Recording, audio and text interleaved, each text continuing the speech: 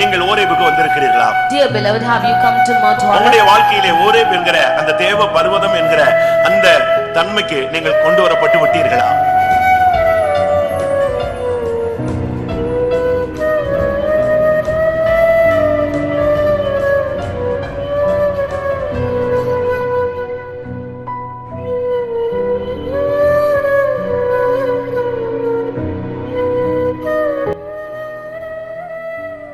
கர்த்தருடைய பரிசுத்த நாமத்திற்கு மகிமை உண்டாகட்டும். Praise be to the holy name of God. நாம் இந்த நாட்களிலே வேதமும் விஞ்ஞானமும் என்கிறதான தலைப்பில் பிரத்யேகமாக தேவனுடைய 3 அதிசயங்களும் விஞ்ஞானமும் என்கிறதான வேத பாடத்திலே இப்பொழுது காணப்பட்டு கொண்டிருக்கிறோம்.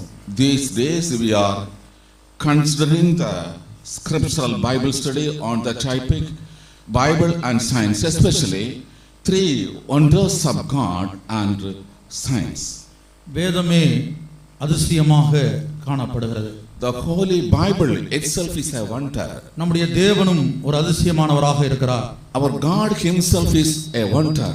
ஒரு பெரிய ராஜா இப்படி சொல்கிறார், வேதத்தில் உள்ள அதிசயங்களை நான் பார்க்கும்படிக்கு என் கண்களை திறந்தருளும். A great king says like this, open my eyes so that I may see the wonders of the scripture. கர்த்தருடைய பரிசுத்த நாமத்திற்கு மகிமை உண்டாகட்டும். Praise be to the holy name of God. இந்த நாட்களிலே தேவன் நமக்கு முன்பாக வைத்திருக்கிறதான இந்த 3 அதிசயங்களை காணத்தக்கதான கண்களை தேவன் நமக்கு கொடுப்பாராக.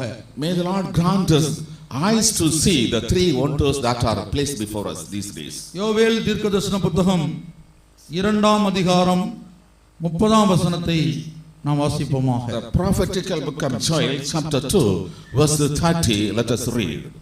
வானத்திலும் பூமியிலும் இரத்தம் அக்கினி புகைஸ்தம்பங்களாகிய அதிசயங்களை காட்டுவேன். கர்த்தருடைய பரிசுத்த நாமத்திற்கு மகிமை உண்டாகட்டும். Praise be to the holy name of God. தேவன் மனிதனுக்கு அதிசயங்களை காட்டக்கூடியவராக இருக்கிறார். God is one who is showing wonders to man. ஏனென்றால் மனிதன் மெய்யான தேவனை விசுவாசிப்பதற்காக தேவனிடத்தில் அடையாளங்களை எதிர்பார்க்கிறான் என்பதை நாம் நேற்றைய தினத்திலே சிந்தித்தோம். Yesterday we meditated that man is expecting signs from God so that he may be able to trust in the living God. ஆண்டவராகிய இயேசுவின் ரகசிய வருகைக்கு முன்பாக தேவ ஜனங்கள் விழிப்போடு உணர்வோடு அவரை சந்திக்க ஆயத்தமாவதற்காக ஆண்டவர் கொடுக்கிறதான 3 அதிசயங்களை நாம் இங்கே பார்க்கிறோம். Before the secret coming of Lord Jesus Christ, the people of God should get ready with the diligence. For that purpose, the Lord is providing 3 wonders here. வானத்திலும் பூமியிலும் இரத்தம் அக்னி புகைஸ்தம்பம் என்கிறதான 3 அதிசயங்களை நான் காட்டுவேன் என்று ஆண்டவர் வாக்கு பண்ணினார். The Lord has promised, I will show 3 wonders in heaven and in the earth, blood, fire and pillars of smoke. நேற்றைய தினத்திலே முதல் அதிசயமாகிய இரத்தம் என்பதை குறித்து நாம் தியானித்தோம். Yesterday we meditated the first wonder, that is blood. 2 விதமான இரத்தத்தை குறித்து கர்த்தருடைய ஆவியானவர் நம்மோடு இடைப்பட்டார். The Spirit of God was speaking with us regarding 2 kinds of blood. இன்றைய தினத்திலே 2வது அதிசயமாகிய அக்னியை தேவன் முன்பாக கொண்டு வருகிறார். Today the Lord is presenting before us the second wonder, that is fire.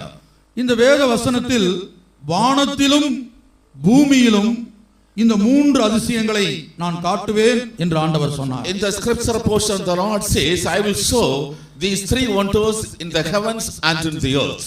நேற்றைய தினத்திலே நாம் சிந்தித்ததான அந்த இரத்தமானது இந்த பூமியிலே தேவன் நமக்கு காண்பித்ததான ஒரு அதிசயமாக காணப்பட்டது. The blood that we meditated yesterday is the wonder that God has shown for us in the earth.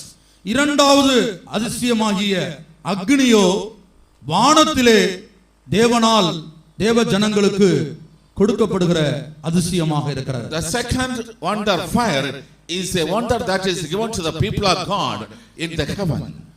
இங்கே சொல்லப்பட்டதான மூன்று அதிசயங்களும் எழுத்தின்படியான மூன்று விஷயங்களை தான் காட்டுகிறது. These three wonders mentioned show three respective literal things. இவைகள் ஒவ்வொன்றுக்கும் ஆவிக்குரிய அர்த்தமும் காணப்படுகிறது. There is spiritual meaning for each aspect. எந்த ஒரு தீர்க்கதரிசன வார்த்தைக்கும் எழுத்தின்படியான ஒரு நிறைவேறுதலும் உண்டு, மறுபக்கத்திலே ஒரு ஆவிக்குரிய நிறைவேறுதலும் உண்டு. For any prophetical utterance there is a literal fulfillment as well as a spiritual fulfillment. இங்கே வானத்திலே தேவன் அக்னியை காண்பிப்பேன் என்பதுதான் அவர் இரண்டாவது கொடுத்ததான அதிசயமாக இருக்கிறது. The second wonder the Lord has given us is that he says, I will show fire in the heavens. பிரியமானவர்களே, இன்றைக்கு பூமியிலே பல்வேறு இடங்களிலே இந்த அக்னி அணு ஆயுதங்களின் மூலமாக பற்றி பிடிப்பதை நாம் கண்களால் பார்க்கலாம். சில வேளையிலே செய்தித்தாள்களிலே படிக்கலாம், டிவி நியூஸ்ல பார்க்கும்போது கண்களால் கூட அதை பார்க்க முடியும். Beloved people of God, we are able to see the fire that is coming from the atomic weapons upon the earth today. We can read in the newspapers, we can see them, we can see especially in the TV. பூமியிலே அக்னி என்று சொல்லும்போது அதை எந்த ஒரு மனிதனுக்கும் செய்ய முடியும். ஆகவே பூமியில் காணப்படுகிற அக்னி ஒரு பிரத்யேகமான அதிசயமாக இருக்க முடியாது. The fire on the earth can be made by any man. Therefore, the fire on the earth cannot be a specific wonder. ஆனால் வானத்திலே அக்னி என்று சொல்லுவது அது தேவனால் மாத்திரமே சாத்தியமான ஒரு விஷயமா இருக்கிறது. But when we speak about the wonder in the heavens, it is possible only by God. இன்றைக்குள்ளதான விஞ்ஞானிகள் வானத்திலே அக்னி, அதாவது விஞ்ஞான ரீதியாக நியூக்ளியர் ஃபியூஷன் ரியாக்ஷன் என்று சொல்லி இருக்கிறார்கள். அப்படி ஒரு அக்னி சமீப நாட்களாக வானத்திலே உண்டாயிருக்கிறது. Recently the scientists have identified a kind of fire that is called the nuclear fission reaction existing in the last previous days. இன்னும் அதிகாரப்பூர்வமாக இந்த செய்தித்தாள்களிலே வரவில்லை. Authoritatively this news was not published in the newspaper. ஆனால் விஞ்ஞான உலகம் இந்த குறிக்கப்பட்ட சம்பவத்தை கண்டு வானத்திலே அக்னி என்கிறதான சம்பவத்தை கண்டு அதிர்ச்சியில் உறைந்து மறுபக்கத்திலே அது ஆச்சரியப்பட்டு நிற்கிறது. The scientific world is frozen because of shock, seeing the experience of the fire in the heaven, and it is marveled. இந்த இரண்டாவது அதிசயம் என்று சொல்லுகிறான அக்னியை இரண்டாக நான் பிரிக்கிறேன். The fire that we call the second wonder, I divide into two parts. நேற்றைய தினத்திலே இரத்தம் இரண்டு விதத்திலே நம்மை சந்தித்தது. Yesterday the blood met us in two ways. இதோ தேவன் குறிப்பிடுகிறதான அந்த அதிசயமாகிய அக்னியை இந்த மாலை வேளையிலே கர்த்தருடைய ஆவியானவர் எழுத்தின்படியான அக்னியாக இரண்டாக பிரிக்கிறார். The Spirit of God is dividing the fire this evening, literal fire, into two parts. இது ஆவிக்குரிய அக்னி அல்ல. It is not spiritual fire. இதுல ஒரு ஆவிக்குரிய அக்னியும் உண்டு. There is another spiritual fire. ஆனால் எழுத்தின்படியான அக்னியை தேவன் இரண்டாக பிரிக்கிறார். The Lord divides the literal fire into two. ஒன்று பூமியிலே தேவனுடைய வார்த்தையின்படி உண்டாகக்கூடியதான ஒரு அக்னி. First of all, the fire that is seen on the earth according to the word of God. அந்த அக்னியை குறித்து தான் விஞ்ஞான ரீதியாக இன்றைய தினத்திலே நாம் தியானிக்க போகிறோம். Regarding this fire, we are going to meditate scientifically today. நான் மறுபடியும் ஒரு முறை சொல்லுகிறேன், இன்றைய தினத்திலே நாம் சிந்திக்கிற இந்த பூமியிலே தேவனுடைய வார்த்தையின்படி உண்டாகிறதான பற்றி எரிகிறதான ஒரு அசாத்தியமான அக்னி.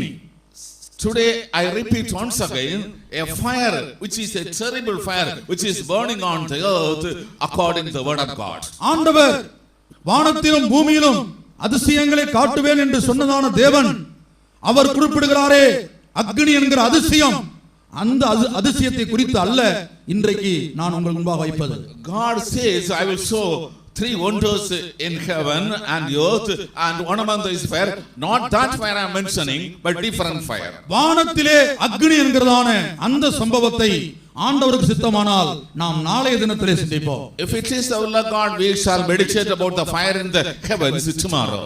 அந்த வானத்திலே அக்னி என்கிற அதிசயத்தை நீங்கள் விளங்கிக் கொள்ள வேண்டுமானால் பூமியிலே தேவனுடைய வார்த்தையின்படி உண்டாகிறதான அக்னி, அதை இன்றைக்கு நாம் அறிந்திருக்க வேண்டும். If you want to understand about the fire in the heavens, today you should have understanding about the fire that is caused by the word of God. பொதுவாக இந்த அணு ஆயுதங்களின் மூலமாக நடத்தப்படுகிறதான இந்த அணு ஆயுதங்களின் விளைவுகளை விஞ்ஞானம் இரண்டாக பிரிக்கிறது. The consequence of the atomic weapons blasting is classified into two by the scientists. ஒன்றுக்கு பெயர் nuclear fusion reaction. The one is nuclear fusion reaction.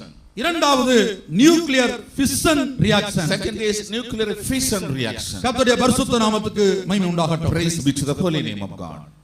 வேதத்திலே நாம் பார்க்கிறதான வேளையில் ஆண்டவராகிய இயேசு கிறிஸ்து இந்த பூமியிலே இருந்த வேளையிலே சீசர்கள் அவரிடத்திலே ஒரு கேள்வியை கேட்டார்கள். While Lord Jesus Christ was living upon this earth, the disciples put a question unto him.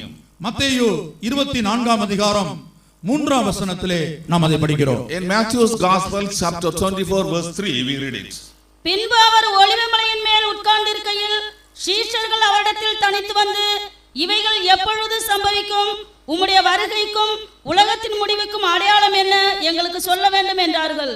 இந்த வேத பகுதியிலே ஆண்டவராகிய இயேசு கிறிஸ்து சுமார் 2000 வருடங்களுக்கு முன்பாக மனித அவதாரமாக இந்த பூமியில் வந்தபோது சீசர்கள் அவரிடத்தில் கேட்ட ஒரு கேள்வியை தான் நாம் வாசிக்க கேட்டோம். In this particular verse we are able to read a question put forth by the disciples to Lord Jesus Christ while he was in the human form nearly 2000 years back. இந்த வேத பகுதியிலே உள்ளதான ஒரே ஒரு பதத்தை மாத்திரம் நாம் இந்த மாலை வேளை தியானத்திற்காக எடுத்துக்கொள்வோம். Let us take just only one term from the scriptural portion for our meditation this evening. இங்கே 3ஆம் வசனத்தின் கடைசி பகுதியிலே வாசிக்கும்போது, உம்முடைய வருகைக்கும் உலகத்தின் முடிவுக்கும் அடையாளம் என்ன? In the last portion of this verse, what shall be the sign of thy coming and of the end of the world? உம்முடைய வருகைக்கும் உலகத்தின் முடிவுக்கும், இன்னொரு விதத்தில் சொல்ல போனால் உலகத்தின் அழிவு நாள், இந்த உலகம் அழியக்கூடிய நாள் எப்பொழுது? For thy coming, for the end of the world, to tell briefly, when will the world will be destroyed? பிரியமானவர்களே, இந்த வேதம் மாத்திரமே உலகத்தினுடைய முடிவை குறித்து மிகவும் தெளிவாக விளம்புகிறது. The Holy Bible alone speaks very clearly about the end of this world. ஆரம்பத்திலே விஞ்ஞானம் நவீன வளர்ச்சி அடைவதற்கு முன்பாக இந்த உலகம் அழியும் என்கிறதான விஷயத்தை, இந்த உலகத்துக்கு ஒரு முடிவு நாள் அல்லது அழிவு நாள் இருக்கிறது என்கிற விஷயத்தை விஞ்ஞான உலகத்தால் ஏற்றுக்கொள்ள முடியவில்லை. Before the modern advancement of science, the scientific world would not accept, believe that the earth will be coming into the end and there will be destruction for the earth. விஞ்ஞானிகள் அதை ஏற்றுக்கொள்ளாததற்கு காரணம் என்ன?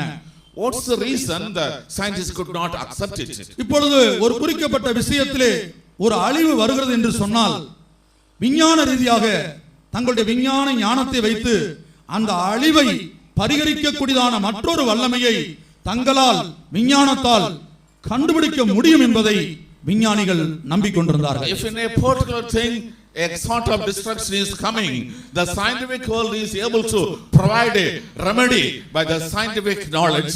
That is why the scientific thought like that. உதாரணமாக ஒரு வீடு தீப்பற்றி எரிகிறது என்று வைத்துக் கொள்ளுங்கள். For example, a house is burning ablaze. தீப்பற்றி வீடு எரிய ஆரம்பிக்கிற வேளையில் நீங்கள் வீட்டில் உள்ள தண்ணீர் எடுத்து ஊற்றி அணைத்தால் அந்த தீயை அணைக்க முடியறதில்லை. When the house is burning, if you pour the water from the house, you cannot quench the fire. ஆனால் நீங்கள் ஃபயர் சர்வீஸ்க்கு போன் பண்ற வேளையில உடனே அவர்கள் வருகிறார்கள். அந்த தீயை அணைக்கக்கூடியதான எல்லா நவீன கருவிகளும் இன்றைக்கு அவர்களிடத்தில் இருக்கிறது. When you telephone the fire service station, at once the people come. They have all the modern equipments to quench the fire. விஞ்ஞானிகளுடைய எண்ணம் என்னவாக இருந்தது? What was the thought of the scientists? இப்படி ஒரு வீடு தீப்பற்றி எரியும் போது எப்படி ஒரு ஃபயர் சர்வீஸ் வந்து தங்களுடைய நவீன கருவிகளை கொண்டு அதை அணைக்கிறார்களோ, அந்த பிரச்சனையை தீர்க்கிறார்களோ, அதுபோல மொத்த தேசமும் அல்லது ஒரு குறிக்கப்பட்ட மாநிலம் எரிகிற வேளையிலே தங்களுடைய விஞ்ஞான ஞானத்தினால் அதை நிவர்த்தி செய்ய முடியும் என்று அவர்கள் நம்பிக்கொண்டிருந்தார்கள். When a house is burning, just like the fire people come and put out the fire. When a state is burning, a land is burning, the scientists thought it is possible by the scientific knowledge to put out that fire or bring remedy to the situation. ஆகவே தான் 1947 ஆண்டு வரையிலும் உலகத்தின் அழிவு அல்லது உலகத்தின் முடிவு என்கிற அந்த வார்த்தையை விஞ்ஞான உலகம் கடுமையாக எதிர்த்து வந்தது. Till 1947, the scientific world was resisting vehemently the topic, the detail concerning the destruction of the world. ஆனால் பிரியமானவர்களே, இந்த அணு ஆயுதங்களின் மூலமாக உண்டாகிறதான அந்த கதிர்வீச்சின் மூலமாக ஒரு தேசம் பற்றி எரியும் போது உண்டாகிற பிரச்சனைகளை விஞ்ஞான உலகம் உற்று கவனித்த வேளையில் அன்றைக்குத்தான் விளங்கிக் கொண்டார்கள், தங்களுடைய ஞானத்தினால் இதை பரிஹரிக்க முடியாது. But when the scientific watch closely, the devastation caused by the radioactive rays emanating from the atomic blast, the scientific world come to the conclusion they cannot bring a remedy for it. நான் மறுபடியும் சொல்லுகிறேன், உலகத்தின் முடிவு எப்பொழுது, அதற்கு அடையாளம் என்ன என்று ஆண்டவரை பின்பற்றி இயேசுவை பின்பற்றி இந்த சீசர்கள் இயேசுவினிடத்தில் கேட்டார்கள். The disciples following Jesus Christ asked him, what is the sign of the coming and what is the sign of the end of the world? விஞ்ஞான உலகம் அந்த உலகத்தின் முடிவு அல்லது உலகத்தின் அழிவு என்கிற வார்த்தையை கடுமையாக எதிர்த்தது. The scientific world resisting vehemently the term the destruction or end of the world. ஆனால் 1947 ஆண்டு, but 1947, விஞ்ஞான உலகத்தால் by the scientific world, அழிவு நாள் கடிகாரம் என்று சொல்லக்கூடிய ஒரு கடிகாரத்தை அவர்கள் உண்டாக்கக்கூடியவர்களாய் காணப்பட்டார்கள். they made a clock called doomsday clock. அழிவு நாள் கடிகாரம், doomsday clock. அதாவது நடு இரவு 12 மணிக்கு அந்த கடிகாரத்தின் முள் வந்து நிக்கி 12 மணி ஆகும்போது இந்த உலகம் அழியும் என்று விஞ்ஞான உலகம் ஒரு கணக்கை வைத்தது. At midnight, that is 12 o'clock in the night, if the needle comes, they had a calculation, the scientific world, the world will be destroyed. அதாவது atomic scientist, bulletin atomic scientist அதனுடைய டைரக்டர்ஸ் வந்து சிகாகோ என்கிறதான இடத்தில் ஒரு யுனிவர்சிட்டியில இந்த கிளாக்கை நிறுவி இருக்கிறார்கள். In the bulletin of atomic scientists, the directors of that team have established a clock in the city of Chicago. அதனுடைய உண்மையான படத்தை தான் நாம் அங்கே பார்க்கிறோம். You are able to see the original photocopy of it. அங்கே ஒரு விஞ்ஞானி அந்த படத்தை அவர் சுட்டிக்காட்டி கொண்டிருப்பதை நாம் பார்க்கிறோம். A scientist is pointing out at that clock. இப்பொழுது விஞ்ஞான உலகம் 1947 வருடம் முதல் 2007 வருடம் வரையிலும் அணு ஆயுதங்களின் நிமித்தமாக உண்டாகிற முழு உலகத்திலும் உண்டாகிற சம்பவங்களை ஒரு பட்டியல் போட்டு அதை வைத்து அந்த கடிகாரத்தை நிறுவி இருக்கிறார்கள். From 1947 up to 2007, the devastation that is expected to be caused by the atomic weapons, they have made a list of it and they have established, prepared the chart. உலகத்துக்கு முடிவா, உலகத்துக்கு அழிவா, அது இல்லவே இல்லை. எங்களுடைய ஞானத்தினால் ஒருவேளை அழிவு வந்தாலும் அதை எங்களால் தடுத்து நிறுத்த முடியும். Is there an end to the world? Will the earth be destroyed? If at all such a destruction comes, it is possible for us to stop it. இதோ வானத்தையும் பூமியும் உண்டாக்கின ஆண்டவருடைய வார்த்தை நெய்யூரை சந்திக்கிறது. இந்த உலகத்துக்கு ஒரு அழிவு நாள், ஒரு முடிவு நாள் உண்டு. Behold, the word of the Lord is coming to the people of Neyyur who created the heaven and earth. There is the day of end destruction for this earth. இந்த வேத வசனத்தை, இந்த அதிசயமான தேவனுடைய வார்த்தையை பரியாசம் பண்ணின விஞ்ஞான உலகம் இதோ வேத வார்த்தைக்கு முன்பாக முழங்கால் படியிட்டு நிற்பதை இங்கே நாம் காண்கிறோம். The scientific world which was mocking at the word of God today is bowing down, kneeling before the word of God today. மொத்த உலகத்திலும் 1947 வருடம் முதல் 2007 வருடம் வரையிலும் ஒவ்வொரு நாட்டிலும் நடந்த அணு ஆயுத சோதனைகள், யுத்தங்கள், இவைகளை அடிப்படையாக கொண்டு விஞ்ஞானிகள் தங்கள் சொந்த கரத்தினால் அந்த முள்ளை திருப்பக்கூடியவர்களாய் காணப்படுகிறார்கள். The atomic blast and other devastation caused by the atomic experiments from 1947 to 2007, based on this, the scientists were changing the position of the needle of the clock. இந்த கிளாக்குக்கு விஞ்ஞான உலகம் கொடுத்த பேர் உலகத்துக்கு முடிவு உண்டாகுமா என்று கேள்வி கேட்ட விஞ்ஞான உலகம் இந்த கிளாக்குக்கு கொடுத்த பேர் உலகத்தின் அழிவு நாள் கடிகாரம். The scientific world was questioning, will there be a destruction of the world? But the name given by the scientists is doomsday clock. இங்கே பக்கத்திலே அந்த கடிகாரத்துக்கு பக்கத்திலே இன்னொரு சார்ட்டை நாம் பார்க்கிறோம். 1947 வருடம் முதல் 2007 வருடம் வரையிலும் ஒவ்வொரு சந்தர்ப்பத்திலும் அந்த கிளாக்கை முன்னூட்டியும் பின்பக்கமாக மாற்றி மாற்றி திருப்பி வைக்கக்கூடியதான ஒரு அனுபவத்தை எந்தெந்த காரியத்துக்காக திருப்பி வைத்தார்கள் என்கிற விவரத்தை நாம் இங்கே பார்க்கிறோம். Nearby the doomsday clock's picture, we are able to see a list of events when the clock's needle was changed forward and backward, noting the things, experiences happening all over the world. உங்களுடைய கைகளில் உள்ள கடிகாரத்தில் 2 முள்ளுகள் இருக்கிறது, அது தானாக ஓடிக்கொண்டிருக்கிறது. There are 2 hands in the watch that are wearing, it is moving by itself. ஆனால் அழிவு நாள் கடிகாரம் என்று சிகாகோவிலே இந்த அட்டாமிக் சயின்டிஸ்ட் அணு ஆயுத விஞ்ஞானிகள் நிறுவி இருக்கிறதான இந்த கடிகாரத்துக்கு முள் தானாக நகருவதில்லை. இந்த விஞ்ஞானிகள் உலகத்தில் நடக்கிற சம்பவத்தை வைத்து அந்த முள்ளை திருப்பக்கூடியவர்களாக இருக்கிறார்கள். But the hands of the doomsday clock, which has been established at Chicago by the nuclear atomic scientists, they are not moving themselves, but based on the incidents all over the world, they themselves are changing the position of the hands. கிளாக் வைஸிலும் ஆன்டி கிளாக் வைஸிலும் 2 பக்கமுமே உலகத்தில் நடக்கிற சம்பவங்களை வைத்து விஞ்ஞானிகள் அதை திருப்பி கொண்டிருக்கிறார்கள். Clockwise and anti-clockwise, based upon the incidents of the world, the scientists are changing the position of the hand. உதாரணமாக 1974 ஆண்டு இந்தியா முதல் அணு ஆயுத சோதனை நடத்தினதான அந்த குறிக்கப்பட்ட சம்பவத்தையும் இந்த பட்டியலிலே நாம் பார்க்கிறோம். For example, the 1974, first of all, the India conducted the first atomic test. We see that incident in this chart. India 1974 ஆண்டு இந்த அணு ஆயுத சோதனை நடத்தின வேளையில் அந்த கடிகாரத்திலே 11:51 என்று டயத்தை அந்த விஞ்ஞானிகள் set பண்ணார்கள். In 1974, when the government of India experimented atomic bomb, the scientists turned the handle 11:51 position. கிட்டத்தட்ட 18 முறை 1947 வருஷத்துக்கு பிற்பாடு இதுவரையிலும் 18 முறை முன்பக்கமாகவும் பின்பக்கமாகவும் திருப்பக்கூடியதான ஒரு அனுபவம் உண்டாயிருக்கிறது. Nearly 18 times from the year 1947, the hand of the doomsday clock was moved forward and backward. உதாரணமாக ஒரு இடத்திலே ஒரு தேசத்திலே சமாதான உடன்படிக்கை நடக்கும் என்று சொன்னால், சமாதானத்துக்கு ஏதுவான காரியங்கள் நடக்கும் என்று சொன்னால் அந்த கடிகாரத்தை அவர்கள் பின்னோக்கி திருப்பக்கூடியவர்களாக இருக்கிறார்கள். For example, if there is a treaty of peace in a particular place or country, the scientists are turning the handle backwards.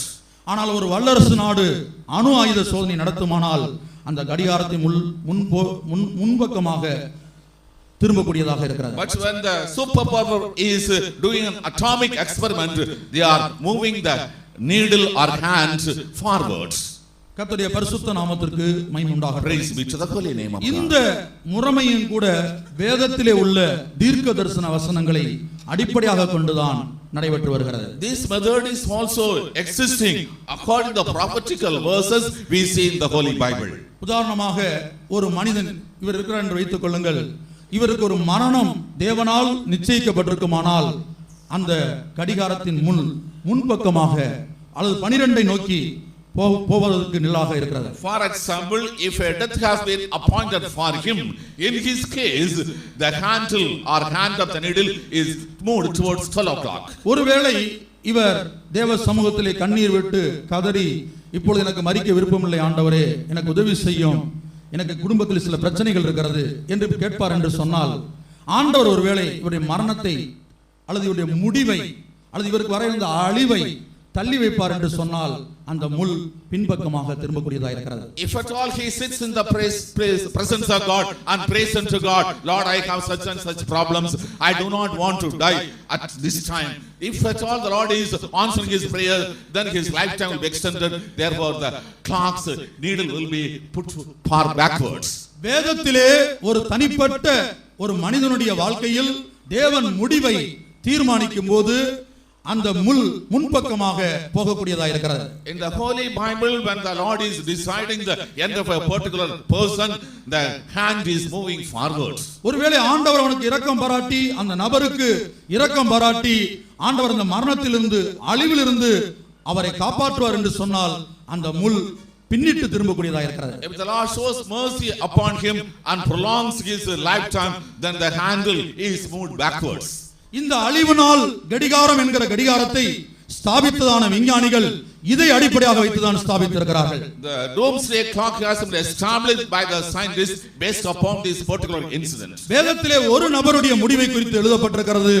ஆனால் இந்த கடிகாரத்திலோ ஒரு தேசத்தினுடைய முடிவு அல்லது ஒரு மாநிலத்தினுடைய முடிவு இதை குறித்து இதை வைத்துதான் இந்த கடிகாரத்தினுடைய முள் அசைக்கப்படுகிறது. In the Bible there is a record about the end of a particular person, individual, but this particular clock is devised based on the things happening in the world, country and state. ஏசாயா தீர்க்கதரிசன புத்தகம் 38ஆம் அதிகாரத்திலே தேவனுக்கு பிரியமாய் ஜீவித்ததான எசேக்கியா என்கிற ராஜாவை குறித்து நாம் படிக்கிறோம். In the prophetical book of Isaiah chapter 38, we are able to read a king by name Ezekiel who was leading a life pleasing to God. அவனுடைய ஜீவியத்திலே ஒரு முடிவு நாளை தேவன் தீர்மானித்தார். The Lord has appointed an end today in his life. அந்த முடிவு நாள் தீர்மானிக்கப்பட்ட போது தம்முடைய தீர்க்கதரிசியை கொண்டு அந்த முடிவு நாள் அவனுடைய மரணத்தின் நாள் அவனுக்கு அறிவிக்கப்பட்டது. When the end day was decided through the prophet, the day of his death was announced unto him. ஏசாயா 38ஆம் அதிகாரத்திலே அந்த அதிகாரம் முழுவதும் நீங்கள் வீட்டிலே படித்து பாருங்கள். இந்த சம்பவத்தை நாம் படிக்கிறோம். You can read it on the whole chapter of Ezekiel, Isaiah chapter 38, you can read about it. அப்போது எசேக்கியா ராஜாவுக்கு மரிக்க மனமில்லை. King Hezekiah was not willing to die. அவனுக்கு தேசத்திலே சமாதானம் இருந்தது, ஆளுகை இருந்தது, அதிகாரம் இருந்தது. ஆகவே தேவனிடத்தில் போக அவனுக்கு விருப்பம் இல்லை.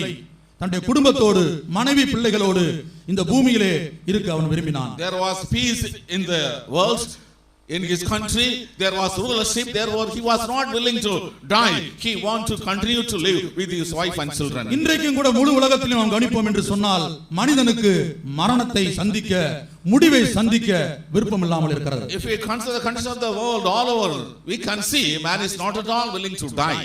ஆனால் அதே வேளையில் அவன் ஒரு பரிசுத்தவானாய் இருந்தால் இந்த பூமியில் இருக்க அவன் விருப்பப்படுகிறது இல்லை. But if at all he happens to be a saint, he is not at all willing to continue in this world. அவனுடைய ஜீவியம் பூரணப்பட்டிருக்கிறது என்கிற நிச்சயம் அவனுக்கு உண்டாகும் போது இந்த சரீரத்தை விட்டு பிரியவே அவன் விரும்புகிறான். When he has assurance that his life is attaining perfection, he want to be departed from this world. அப்படி ஒரு பக்தனை நாம் புதிய ஏற்பாட்டிலே படிக்கிறோம். பரிசுத்த பவுல் சொல்கிறார், என் தேகத்தை விட்டு பிரிந்து கிறிஸ்துவுடனே கூட இருக்க எனக்கு ஆசை உண்டு. About this saint we are reading New Testament, that is Saint Paul. He says, I desire to be departed from this body and be with Christ. ஆண்டவரோடு இருக்கத்தான் அவருக்கு ஆசையாக இருந்ததாக சொல்கிறார். He says he is having desire to be with God. மரணத்தை சந்திக்க அவர் விரும்புவதாக ஆசைப்படுவதாக குறிப்பிடுகிறார். He says he was willing to face death. கிறிஸ்து எனக்கு ஜீவன், சாவு எனக்கு ஆதாயம் என்று முழங்குகிறார். Christ is my life and death is my gain, he is shouting. சாவு எனக்கு நஷ்டமல்ல, முடிவு எனக்கு நஷ்டமல்ல, அது ஆதாயம் என்று தைரியமாக சொல்லக்கூடிய அளவுக்கு அவருடைய ஜீவியம் காணப்பட்டது. That is not a loss, it is not a destruction, it's a gain. He is able to shout boldly. ஆனால் இங்கே இந்த ராஜாவை குறித்து நாம் படிக்கும்போது ஆண்டவர் அவனுடைய முடிவை தீர்மானித்த வேளையில் அவன் சொல்லுகிறான், எனக்கு மரிக்க விருப்பம் இல்லை. தேவசமூகத்திலே கண்ணீர் விடுகிறான். நான் எவ்வளவு உண்மையாக இருந்தேன் என்பதை நினைத்தருளும். Here when we study about this particular king, when the day of his death was appointed by God, he was not willing to die. He was praying to God, shedding tears, Lord, how I have been faithful, have mercy upon me. ஏசாயா தீர்க்கதரிசன புத்தகம் 38ஆம் அதிகாரம் 3ஆம் வசனத்தின் கடைசி பகுதியை நாம் வாசிக்கும்போது ஒரு பெரிய ராஜா தேவ சமூகத்திலே மிகவும் அழுதான் என்று வாசிக்கிறோம். In the book of Isaiah chapter 38 verse 3, we are able to read, a great king wept bitterly. அப்போது ஆண்டவர் அவனுடைய ஆயுசு நாட்களை அவனுடைய கண்ணீரை பார்த்து கூட்டி கொடுக்க வாஞ்சித்தார். See his tears, Lord desired to prolong his lifetime. அப்பொழுது ஒரு அடையாளத்தை அவன் தேவனிடத்திலே கேட்டான். Then he was asking a sign from God. அப்பொழுது தீர்க்கதரிசி கேட்கிறார், அந்த அடையாளம் எப்படி இருக்க வேண்டும்? The prophet is asking what sort of sign it should அது be. இந்த அதிகாரத்தில் தெளிவாக எழுதப்படவில்லை, மற்றொரு அதிகாரத்தில் எழுதப்பட்டிருக்கிறது. It is not written clearly in this chapter, but in another chapter is very clear. நான் குணமாவேன் என்பதற்கும் தேவனுடைய ஆலயத்துக்குள் பிரவேசிப்பேன் என்பதற்கும் எனக்கு ஒரு அடையாளத்தை கொடுக்க வேண்டும். You should give me a sign that I will be healed. I will be going to the temple of God. அப்பொழுது ஆண்டவரிடத்தில் என்ன அடையாளம் வேண்டும் என்று கேட்டார். The Lord asked him, what sort of sign you want? எப்படி இங்கே ஒரு அழிவு நாள் கடிகாரத்தை பார்க்கிறோமோ அதுபோல அந்த நாட்களிலே வேதத்திலே ஒரு சூரிய கடிகாரம் காணப்பட்டது. In the manner we see doomsday clock at present, during those days there was a sundial. அந்த சூரிய கடிகாரத்திலே பாகைக்கு பாகை 10 பாகை முன்னிட்டு போக வேண்டுமா பின்னிட்டு போக வேண்டுமா, இதுல எது உனக்கு வேண்டும் என்று தேவனை கொண்டு தீர்க்கதரிசி எசேக்கியாவிடத்திலே கேட்டார். Through prophet God was asking Ezekiel, should the degrees go forward by 10 degrees or go backward by 10 degrees? அங்கே எசேக்கியா சொல்லுகிறான், பாகைக்கு பாகை 10 பாகை முன்னிட்டு போவது எளிதான காரியம், அதை யார் வேணாலும் செய்யலாம். யார் வேணாலும் செய்யலாம்னா ஒரு எளிதான காரியம், யாரும் செய்ய முடியாது, எளிதான ஒரு விஷயம், எனக்கு அது தேவையில்லை. அது என்ன செய்யணும்?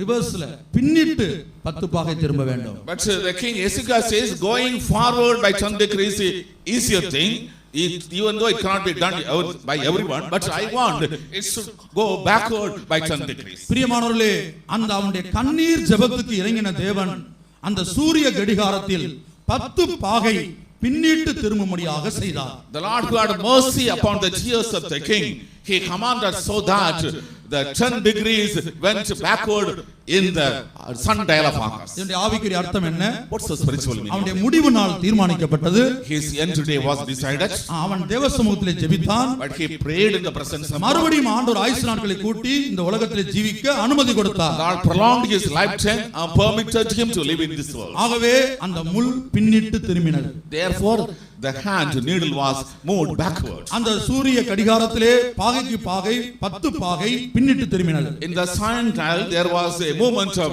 10 degrees backward. அன்றைக்கு மாத்திரமல்ல, சூரிய கடிகாரம் இன்றைக்கும் எல்லா நாடுகளிலும் காணப்படுகிறது. Not only during these days, even today all over the world in many countries we see the sundial. எல்லா நாடுகளிலும் காணப்படுகிற சூரிய கடிகாரத்திலே நம்முடைய இந்தியாவிலே காணப்படுகிற சூரிய கடிகாரம் தான் ராட்சச சூரிய கடிகாரமாக மற்ற எல்லா நாடுகளிலும் காணப்படுகிற கடிகாரத்தை பார்க்கலும் பெரிய கடிகாரமாக இருக்கிறது.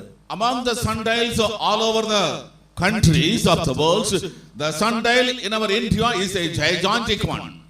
ஆகாசுடைய நாட்களிலே காணப்பட்ட சூரிய கடிகாரம் எப்படி இருந்தது என்கிறதான அந்த விஷயத்தை ஆராய்ச்சியாளர்கள் வரைந்தெடுத்திருக்கிறார்கள்.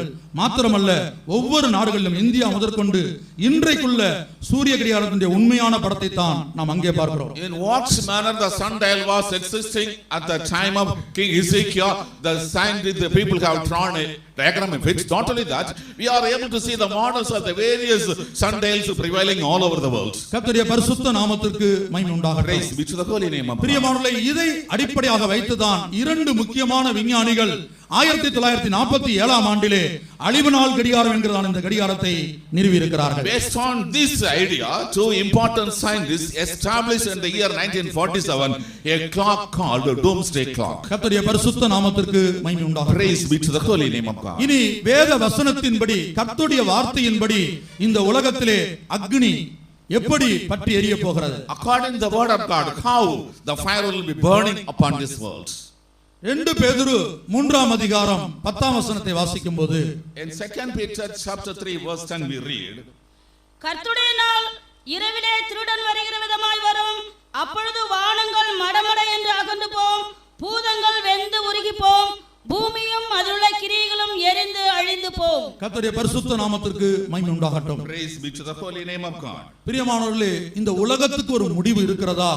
ஒருவேளை இந்த முடிவு வருமானால் நாங்கள் அதை தடுத்து நிறுத்துவோம், அதற்கு பரிகாரம் செய்வோம் என்று பறைசாற்றி கொண்டிருந்ததான விஞ்ஞான உலகம் இன்றைக்கு தங்களால் இயலாது என்று சொல்லி முடிவு நாளை நோக்கி இந்த உலகம் போய்க் கொண்டிருப்பதாக வெளியிட்டிருக்கிறது. Is there an end to the world? If at all an end to destruction comes, we are able to stop it.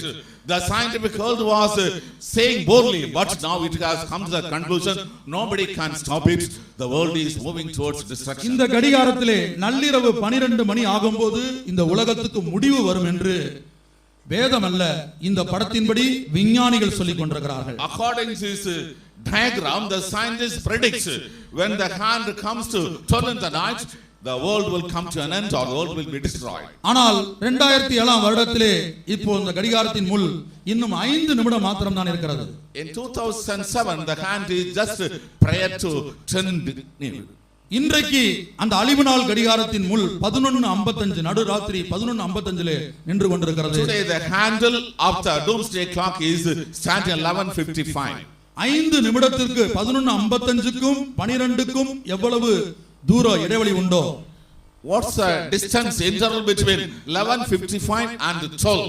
அவ்வளவு சீக்கிரத்திலே இந்த உலகத்துக்கு எதிர்பாராத விதத்தில் அழிவு சம்பவிக்கும். விசேஷமாக அணு ஆயுதங்களின் மூலமாக அழிவு சம்பவிக்கும் என்று விஞ்ஞான உலகம் சொல்லியிருக்கிறது. So soon, unexpectedly, the world will be facing destruction through the atomic weapons, the scientists say.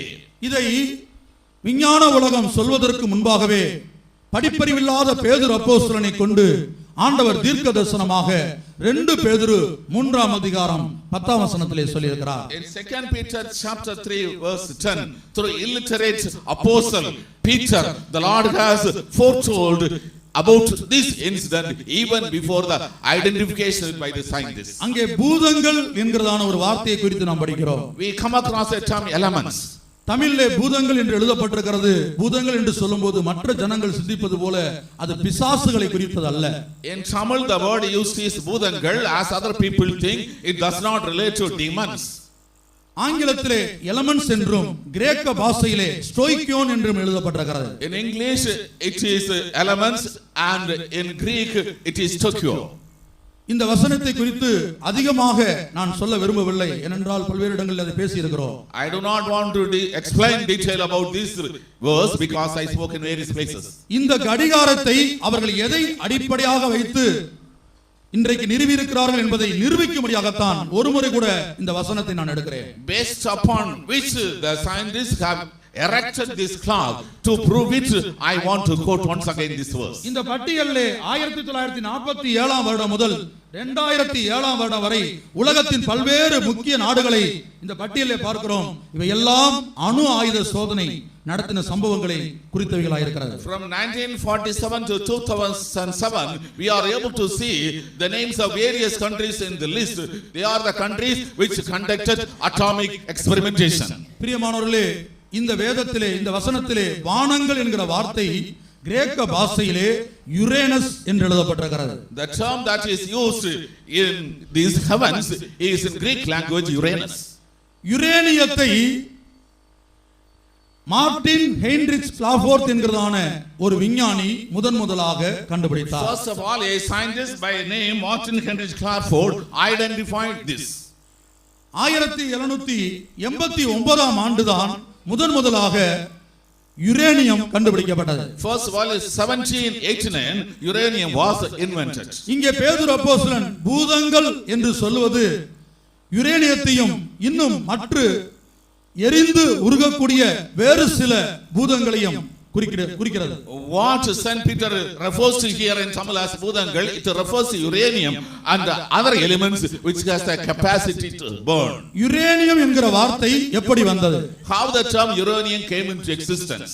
இதை கண்டுபிடித்ததான மார்டின் ஹெயின்ரிச் கிளாஃபோர்த் என்று சொல்லக்கூடிய விஞ்ஞானி வானங்கள் என்கிற அந்த கிரேக்க பதம் இருக்கிறதே யுரேனஸ், அதிலே இருந்துதான் இதற்கு யுரேனியம் என்று பெயர் வைத்தார். Martin Heinrich Clafford, who invented this element, has given this name uranium from the term Uranus.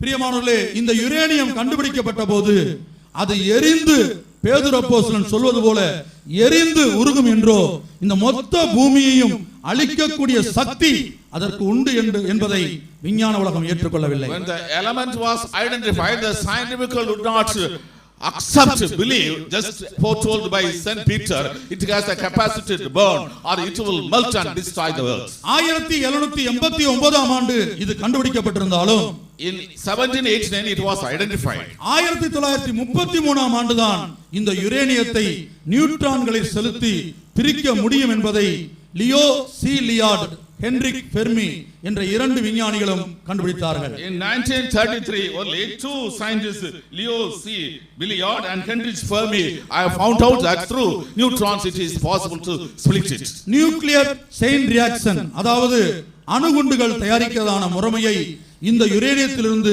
செய்ய முடியும் என்பதை அவர்கள் நிரூபித்தார்கள். The nuclear chain reaction by which the atomic bomb is made, it can be done from this uranium. They were able to find out. அந்த விஞ்ஞானிகளுடைய தனிப்பட்ட வாழ்க்கையை நாம் படித்து பார்ப்போமானால் இந்த வேத வசனத்தை அடிப்படையாக கொண்டுதான் அவர்கள் இந்த யுரேனியத்தை பிரிக்க முடியும் என்பதையும் எரிக்க முடியும் என்பதையும் நிரூபித்தார்கள். If you consider the personal life of these scientists, based on the scientific course only, they came to the conclusion and proved it is possible to split uranium.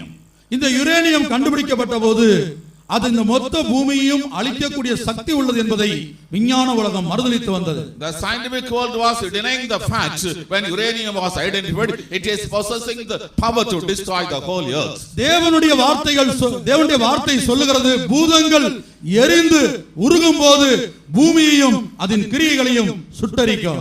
The word of God says, when the element shall melt with fervent heat, it shall and destroy the works of the world. ஆனால் இந்த யுரேனியத்தை கண்டுபிடித்த போது அதை பிரிக்க முடியாது என்று சொன்னதான விஞ்ஞான உலகம் 1933 ஆண்டு அதை பிரிக்க முடியும் என்று ஒத்துக்கொண்டது. The scientific world when identified said it cannot be possible to split the uranium, but in 1933 they came to the conclusion it is possible to split it. ஆனால் இப்பொழுது உள்ள விஞ்ஞான உலகம் யுரேனியத்தினால் இந்த மொத்த பூமியையும் 17 முறை சுட்டரிக்கக்கூடிய அளவுக்கு வல்லரசு நாடுகள் இந்த யுரேனியத்தை கொண்டு ஆயுதங்களை தயாரித்து வைத்திருக்கிறார்கள். But today what is the condition of the present world?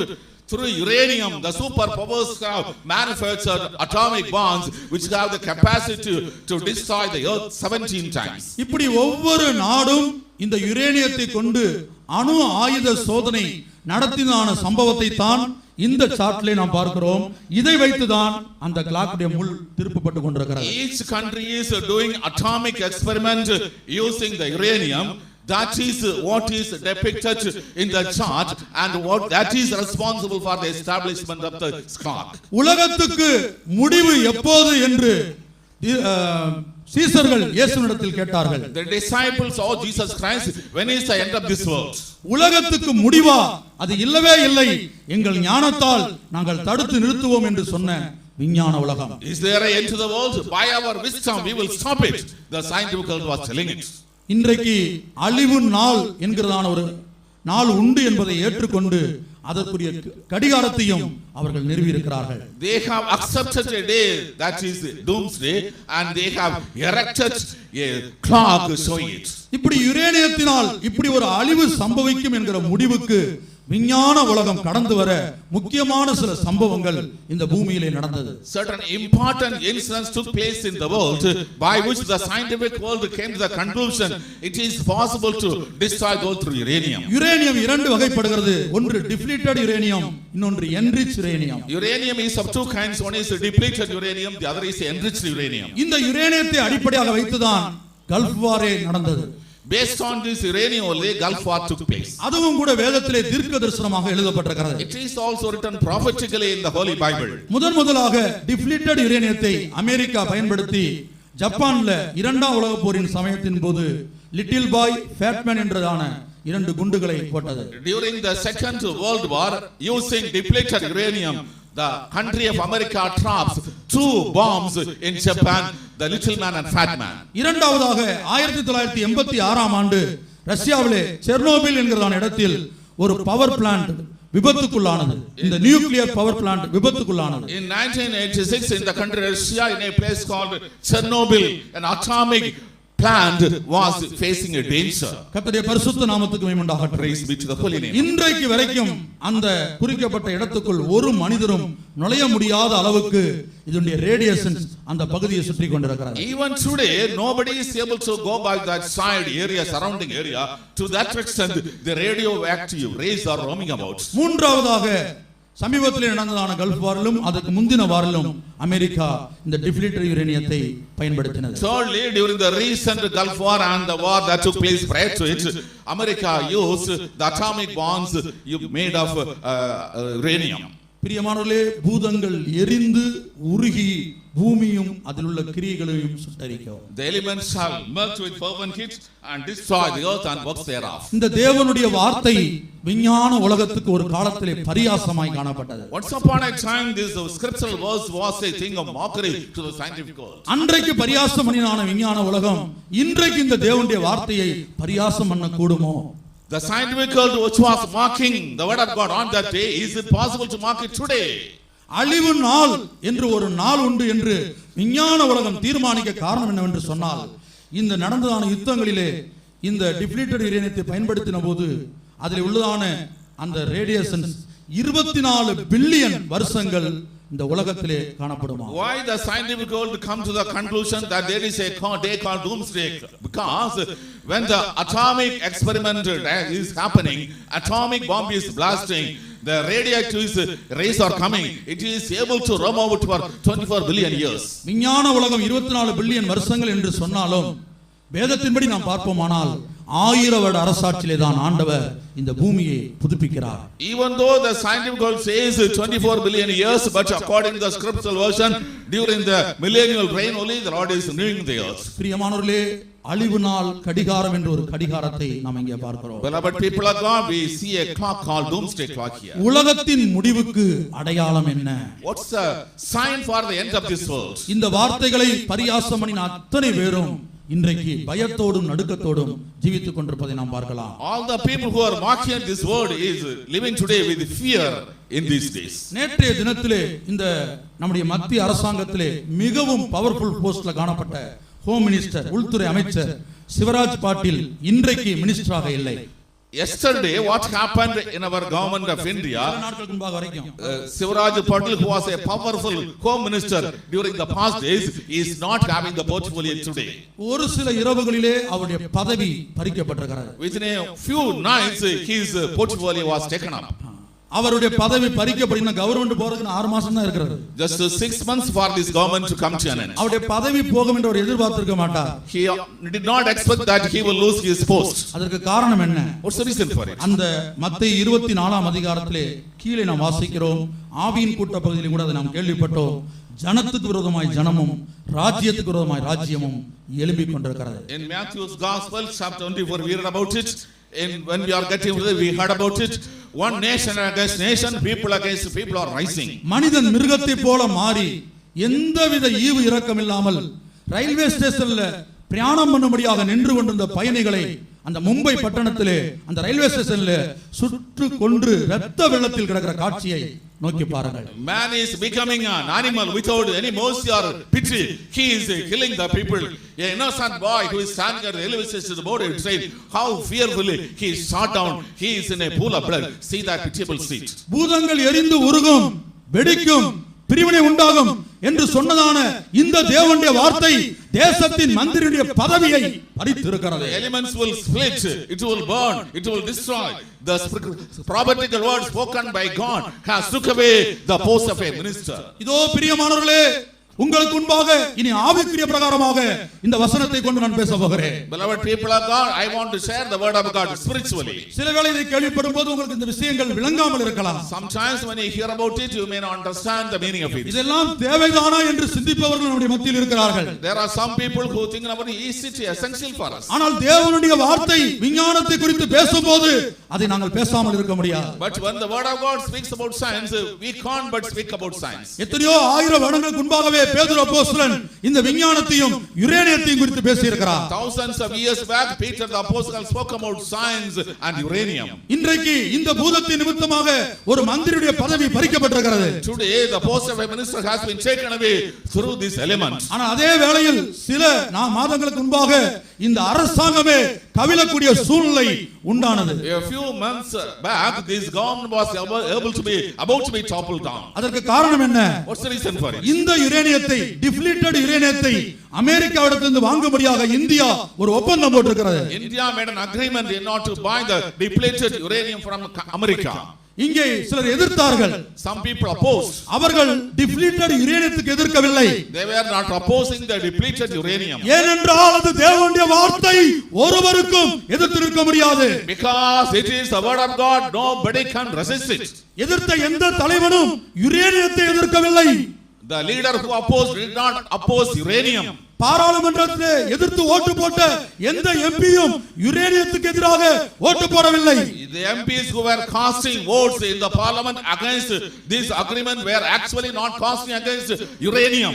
அமெரிக்காவோடு India போட்ட 1, 2, 3 ஒப்பந்தத்துக்கு எதிராகத்தான் ஓட்டளித்தார்கள். They voted against the 1, 2, 3 agreement made by India towards the America. இன்றைக்கு தேச தலைவர்கள் ஒவ்வொருவரும் இந்த யுரேனியம் இல்லாவிட்டால் தேசம் இயங்க முடியாது என்பதை உணர்ந்திருக்கிறார்கள். The leaders of the country are aware that without uranium the country cannot function. இது அணு ஆயுதத்துக்கு மாத்திரமல்ல, எரிபொருளாக இந்த யுரேனியம் மின்சாரத்துக்காக அணு மின்சாரம் தயாரிக்கும்படியாக இது பயன்படுத்தப்படுகிறது. Not only for manufacturing atomic bombs, for producing electricity as a fuel, uranium is used.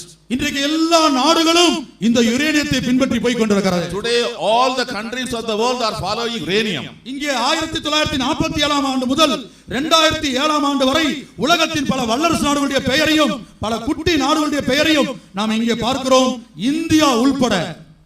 From 1947 to 2007, we are able to see the names of the superpowers. Not only that, the names of even tiny countries, including our India. இந்த விஞ்ஞானிகள் கொடுத்த இந்த chart நெய்யூருக்கு ஒரு சுவிசேஷத்தை கொண்டு வந்திருக்கிறது. The chart that is given by the scientists is preaching a gospel to Neyyur. சுமார் 2000 வருடங்களுக்கு முன்பாக பேதுரு அப்போஸ்தலன் சொன்னாரே, பூதங்கள் எரிந்து உருகி போகும், பூமியும் அதில் உள்ள கிரியைகளையும் அது சுட்டரிக்கும். Nearly 2000 years back, Saint Peter the apostle was telling the elements will melt, it will burn and destroy the works of the earth and the earth itself. தங்களுக்கே தெரியாமல் இந்த தேவனுடைய வார்த்தைக்கு எல்லா வல்லரசு நாடுகளும் முழங்கால் படியிட்டு நிற்கிற காட்சியைத்தான் இந்த வரைபடத்திலே நாம் பார்க்கிறோம். Invisible to their eyes, all the superpowers are kneeling, bowing before the word of God. That is what we see in this particular chart. அருமையான நண்பனே, வல்லரசு நாடுகள், உலக தலைவர்கள், விஞ்ஞானிகள் இயேசுவை மெய்யான தேவன் என்று ஏற்றுக்கொள்ளாமல் இருக்கலாம். Beloved friends, leaders of the world, superpowers and other people in the authority and power, scientists may not accept Jesus Christ is the true God. ஆனால் இந்த அழிவு நாள் கடிகாரம் எதை காட்டுகிறது? But what is denoted by the doomsday clock? அதிலே உள்ளதான முள் எதை காட்டுகிறது? What is denoted by the handle of the clock? இந்த ஒவ்வொரு நாடுகளின் பட்டியலும் எதை காட்டுகிறது? What is the point is pointed out by the list of the various countries in the chart. தங்களுக்கே தெரியாமல் எல்லா வல்லரசு நாடுகளும் இயேசுவுக்கு முன்பாக முழங்கால் படியிட்டு நிற்கிறார்கள். Unaware of them, all the countries of the world are kneeling down before Jesus. நான் எதற்காக அப்படி சொல்கிறேன்? Why I say this? அது ஒரு வார்த்தை, தேவனுடைய வார்த்தை. It is a word of God. பூதங்கள் எரிந்து உருகி போகும், யுரேனியம் எரிந்து உருகும், அது தேவனுடைய வார்த்தை. Elements will melt, uranium will melt. It is a word of God. அந்த வார்த்தை தான் இயேசு. That word is Jesus. ஆதியிலே வார்த்தை இருந்தது. In the beginning was the word. அந்த வார்த்தை தேவனிடத்தில் இருந்தது. The word was with God. அந்த வார்த்தை தேவனாய் இருந்தது. The word was God. இன்றைக்கு யுரேனியத்தை ஏற்றுக்கொண்டவர்கள், Today the people accept uranium. யுரேனியத்துக்காக ஒப்பந்தம் போட்டுக் கொண்டிருக்கிறவர்கள், The people who make agreement for uranium. அதற்கு 1, 2, 3 ஒப்பந்தம். 1, 2, 3 agreement. அதற்கு பேரே 1, 2, 3 இயேசுவை ஏற்றுக்கொள். 1, 2, 3 accept Jesus. இன்றைக்கு வல்லரசு நாடுகள் தங்களுக்கே தெரியாமல் இயேசுக்கு முன்பாக நின்று கொண்டிருக்கிறது. Today all the superpowers, unaware of them, they are standing before Jesus.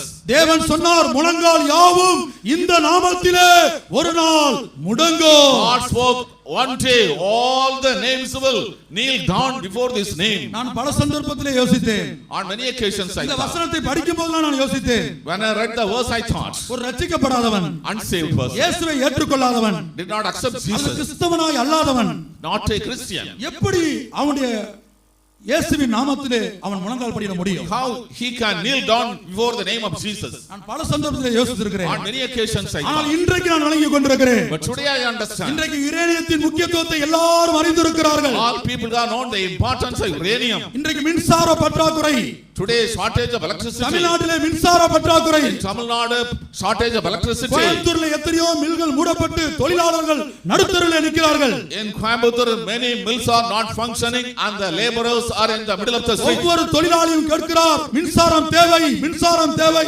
எப்படியாயிலும் uranium தேவை.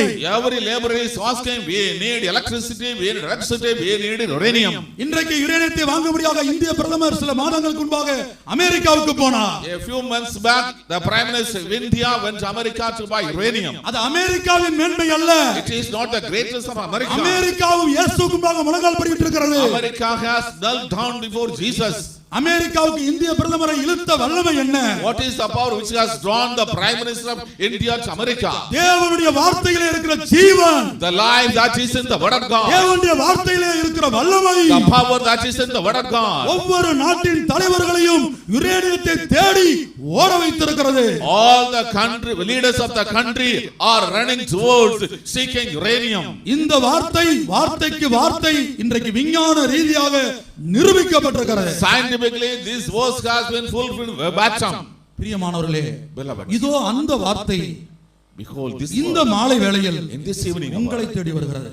come seeking you நீங்கள் பல்வேறு பிரச்சனைகளோடு, with many problems, பல்வேறு தோல்விகளோடு, many failures, பல்வேறு பாவத்தோடு, many sins, சரீரத்திலே மருத்துவர்களால் கைவிடப்பட்ட வியாதியோடு, with sickness which were left out, forsaken by the science. சொந்த வாழ்க்கையிலே கணவனால் கைவிடப்பட்ட நிலவரத்திலே, In the personal life forsaken by the husband. தாய் தகப்பனிடத்தில் எல்லா பணமும் பொருளும் இருந்தும் சரியான அன்பு கிடைக்காமல் மெய்யான அன்பு எங்கே என்கிற ஏக்கத்தோடு இந்த இடத்துல The வந்திருக்கிறீர்கள். parents have wealth and money, but they are not able to get true love from father. With this eagerness you have come to this place. இந்த பூதம் இந்த மாலை வேளையிலே நெய்யூரிலே நமக்கு முன்பாக காணப்படுகிறது. This element is before us this evening at Neyyur. தேவனுடைய வார்த்தை அந்த பூதத்தை எரிந்து உருக பண்ணினது. The word of God made the element burn and melt. எல்லா நாட்டின் தலைவர்களையும் தன்னகத்தே இழுக்கக்கூடிய வல்லமை அந்த பூதத்துக்கு, யுரேனியத்துக்கு இன்றைக்கு உண்டாயிருக்கிறது. The element, the uranium has the power to pull all the leaders of the country towards it. கர்த்தருடைய பிள்ளையே, இந்த வார்த்தையை உனக்கு முன்பாக பிடித்துக்கொண்டு நீ தேவனை நோக்கி சில நிமிஷங்கள் கேட்க போகிறாய். Oh child of God, catch hold the word of God. You are asking few words to our Lord. உன்னுடைய பிரச்சனை, உன்னுடைய போராட்டம், உன்னுடைய பாவம், உன்னுடைய வியாதி அந்த யுரேனியம் எரிந்து உருகுவது போல இதோ இந்த வேளையில் தேவனுடைய வார்த்தை உன்னை சந்திக்கிறது. அந்த வார்த்தை உனக்குள்ள இருக்கிற பாவத்தை உருக பண்ண போகிறது. Your problems, your struggle, your sins, everything will be burned, destroyed, just like uranium is burning and melting. உனக்குள்ளே காணப்படுகிற தீராத வியாதி இதோ தேவனுடைய வார்த்தையின் மூலமாக அந்த வியாதி உருகி நிலைகுலைய போகிறது. The incurable sickness that is in your body, by the word of God, it is melting, it is disappearing. தேவனால் சுட்டிக்காட்டப்பட்ட யுரேனியத்துக்கு இந்த மொத்த பூமியையும் சுட்டரிக்கக்கூடிய வல்லமை இருக்குமானால், If for uranium which is been pointed out by God to destroy the whole world burning, விழுந்து போன தூதன் மூலமாக உன் ஜீவியத்திலே கொண்டு வரப்பட்ட உனக்குள்ளே காணப்படுகிற ஜென்ம பாவம் அல்லது கர்ம பாவம், இந்த பாவத்தின் வல்லமையை பரிகரிக்க உன் தேவனால் கூடாதோ? the natural sin or the works of sin that are seen in your life, which has been established into your life by the fallen angel, is God not powerful to take away it? இதோ தேவனுடைய வார்த்தை இந்த நெய்யூரிலே இறங்கி வந்திருக்கிறது. The word of God has come descending in Neyyur. அந்த வார்த்தை தான் தேவனாய் இருக்கிறார். That word is God himself. உங்கள் எத்தனை பேர் விசுவாசிக்கிறீர்கள்? How many of you believe it? இந்த வார்த்தையிலே ஜீவன் இருக்கிறது. There is life in this word. 2000 வருடங்களுக்கு முன்பாக சொல்லப்பட்ட பேதுருவின் வார்த்தை, The words of Peter uttered 2000 years back. பேதுருவின் மூலமாய் சொல்லப்பட்ட தேவனுடைய வார்த்தை, The word of God that was spoken by God through Peter. எல்லா வல்லரசு நாடுகளையும் தன்னகத்தே இழுக்க கூடுமானால், தனக்கு முன்பாக முழங்கால் படியிட வைக்க கூடுமானால், If all the leaders of the world are drawn towards it, if it is able to make all people kneel down before it, நம்பிக்கை இழந்து என்னால் இயேசுவை போல மாற முடியுமா, அவருடைய வருகையிலே போக முடியுமா, என்னுடைய பிரச்சனை தீருமா என்ற கலக்கத்தோடு இங்கே கடந்து வந்த தேவனுடைய பிள்ளையே, having lost our hope, can I be becoming like Jesus Christ? can my problem be solved? With these worries you came to hear, oh child of God. எத்தனையோ வருஷமாக ஒரு குறிக்கப்பட்ட பாவம் உன்னை கட்டி வைத்திருக்கிறது. For many years a particular sin is bounding you. சிலரை ஒரு குறிக்கப்பட்ட வியாதி எத்தனையோ வருடங்களாக கட்டி வைத்திருக்கிறது. A particular sin has bound certain people for many years. அந்த யுரேனியம் எரிந்து உருகுற வேளையில் 24 பில்லியன் வருஷங்களுக்கு அந்த ரேடியேஷன் சுற்றி கொண்டிருக்கிறது. When the uranium is burning and melting for 24 billion years, the radiation is round going about. இதோ அந்த யுரேனியத்தை பார்க்கலும் சர்வ வல்லமையுள்ளதான தேவனுடைய வார்த்தை உன் இதயத்துக்குள்ளே விழுகிறது. The almighty word of God, which is more powerful than uranium, is falling into your heart. உன் ஆவியிலே காணப்படுகிற 10 பாத்திரங்களிலும் அந்த தேவனுடைய வார்த்தையிலே மறைந்திருக்கிற அணு கதிர்வீச்சு அந்த ரேடியேஷன் வல்லமை ஆவியிலே ஏறுவதாக. The powers of the radiation that is found in the word of God, let it penetrate in the 10 parts of the spirit. உன்னை கலங்கடிக்கிற உன் குடும்பத்தை கலங்கடிக்கிற பிசாசுடைய வல்லமைகளை நிர்மூலமாக்கக்கூடிய தேவனுடைய ஜீவனுள்ள வார்த்தை உன்னை சந்திக்கிறது. The living word of God, which is able to destroy all the troubles to be taken away from your life, is meeting you. ஒரு 5 நிமிடம் எல்லாரும் கண்களை மூடி உங்களுடைய பிரச்சனைகளை கண்களுக்கு முன்பாக கொண்டு வாருங்கள். Close your eyes, all people bring your problems before your eyes. பிரியமானவர்களே, ஒரு ஜீவனுள்ள தேவனை நாம் பின்பற்றிக் கொண்டிருக்கிறோம். Beloved people of God, we are following a living God. நாங்கள் இந்த நெய்யூருக்கு அறிமுகப்படுத்துகிற ஆண்டவராகிய இயேசு அந்த வார்த்தையாகிய தேவன் செத்து போன தேவன் அல்ல. The Lord Jesus Christ, the living God, the word of God we introduce here, is not a dead God. நீங்கள் தேவனுடைய ஊழியர்களாய் இருந்தாலும் விசுவாசிகளாய் இருந்தாலும் புதிய ஆத்துமாக்களாய் இருந்தாலும் பிரச்சனை இல்லாதவர்கள் இங்கே இல்லை. Whether you are workers or believers or new souls, whoever you may be, there is no person without problem here. இல்ல என்னிடத்திலே பாவம் இல்லை, என்னிடத்திலே தோல்வி இல்லை என்று நம்ம எத்தனை பேருக்கு சொல்ல முடியும்? How many of us say there is no sin in us, there is no failure in my life? இல்ல என் சரீரத்திலே வியாதியே இல்லை, தெய்வீக ஆரோக்கியத்தோடு ஏதேன் தோட்டத்தின் அனுபவத்தோடு ஆதி அனுபவத்தோடு நான் காணப்படுகிறேன் என்று எத்தனை பேர் சொல்ல முடியும்? There is no sickness in my life, I am having sound health, I have the experience of God. How many people can say boldly? நீ வியாதியோடு தேவ சமூகத்திலே இந்த பந்தலுக்குள்ளே வந்தது உண்மை. It's true that you came with sickness sitting under the pandal. நீ ஒத்துக்கொண்டாலும் ஏற்றுக்கொண்டாலும் ஏற்றுக்கொள்ளாவிட்டாலும் வருடக்கணக்காக சில வியாதியின் வல்லமை உன்னை படுக்கையிலே ஆழ்த்தி இருப்பது உண்மை. Whether you are accepting or not, very many years the power of the sickness had made you lie down on the bed. சில ரகசிய பாவங்களால் கட்டப்பட்டு சமாதானத்தை இழந்து நம்பிக்கையை இழந்து கிறிஸ்தவ வாழ்க்கையை பெயருக்காக நீ வாழ்ந்து கொண்டிருக்கிறாய். Bound by certain secret sins and you are living a miserable Christian life, having lost all hope.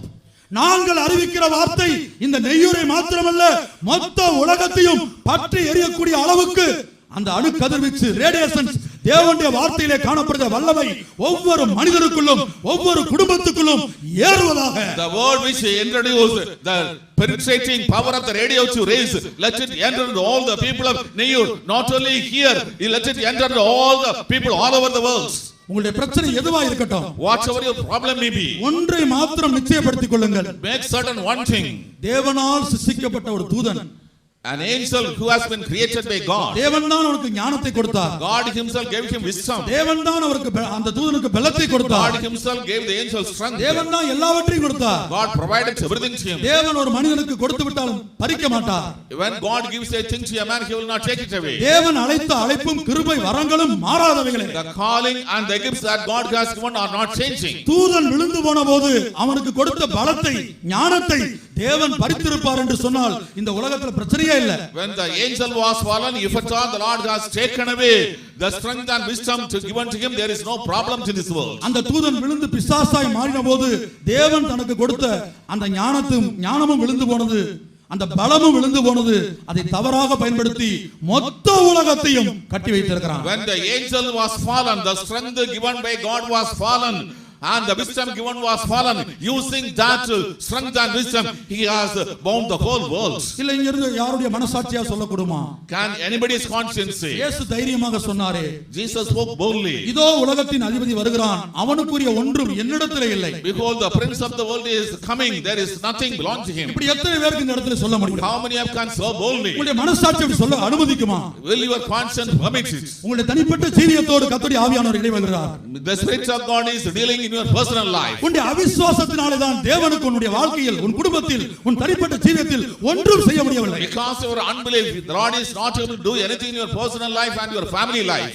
இதோ இந்த வார்த்தை உனக்குள்ள விசுவாசத்தை உண்டாக்குகிறது. This word is creating faith in you. நீ எவ்வளவு காலம் பிரச்சனையோடு இருக்க போகிறாய்? How long you will continue with problems? இதோ ஒரு டிசம்பர் மாதத்திலே வந்திருக்கிறோம். We have come to December. இந்த மாத கடைசியில் நீ என்ன அறிக்கை பண்ண போகிறாய்? What confession you are going to make at the end of this நான் month? தோல்வியுள்ளவனாய் இருக்கிறேன். I am a defeated இந்த man. காரியத்தில் குறைவாய் இருக்கிறேன். I am so shortcoming. ஆண்டவர் எனக்கு ஒரு வருடத்தை கொடுத்தால், If the Lord gives him one more year, 2009 வருடத்திலே in 2009, நான் தேவனுக்கு பிரியமாய் ஜீவிப்பேன். I will lead a life pleasing to God. பிப்ரவரி மாசமே மறுபடியும் பல்டி, February again bulky. ஜனவரி மாசமே தாங்கிறது இல்ல, January not able to bear. வெட்கமாய் இருக்கிறது நம்முடைய நிலவரம். Shameful condition. அருமையானவர்களே, Beloved, தேவனிடத்தில் வல்லமை இல்லையோ? is there no power in God? ஏசாயா தீர்க்கதரிசி கேட்கிறார், The prophet Isaiah, தேவனே உம்முடைய வல்லமை எங்கே? oh God, where is thy power? இஸ்ரவேல் ஜனங்களை ஆழங்களிலே நடக்க பண்ணின அந்த தேவன் இப்பொழுது எங்கே?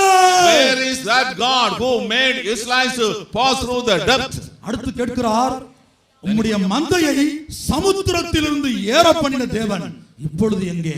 God who made his flock to come out of the sea, where is that God now? கொஞ்சம் கற்பனை பண்ணி பாருங்க. Just imagine. தேவன் சிவந்த சமுத்திரத்தை இரண்டாக பிரித்தார். God divided the Red Sea into two.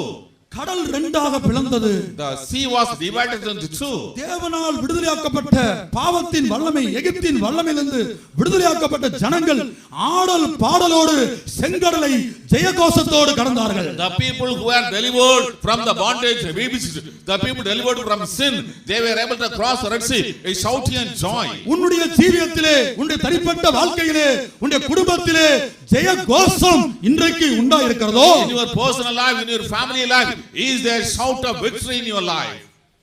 தேவனே உம்முடைய வல்லமை எங்கே?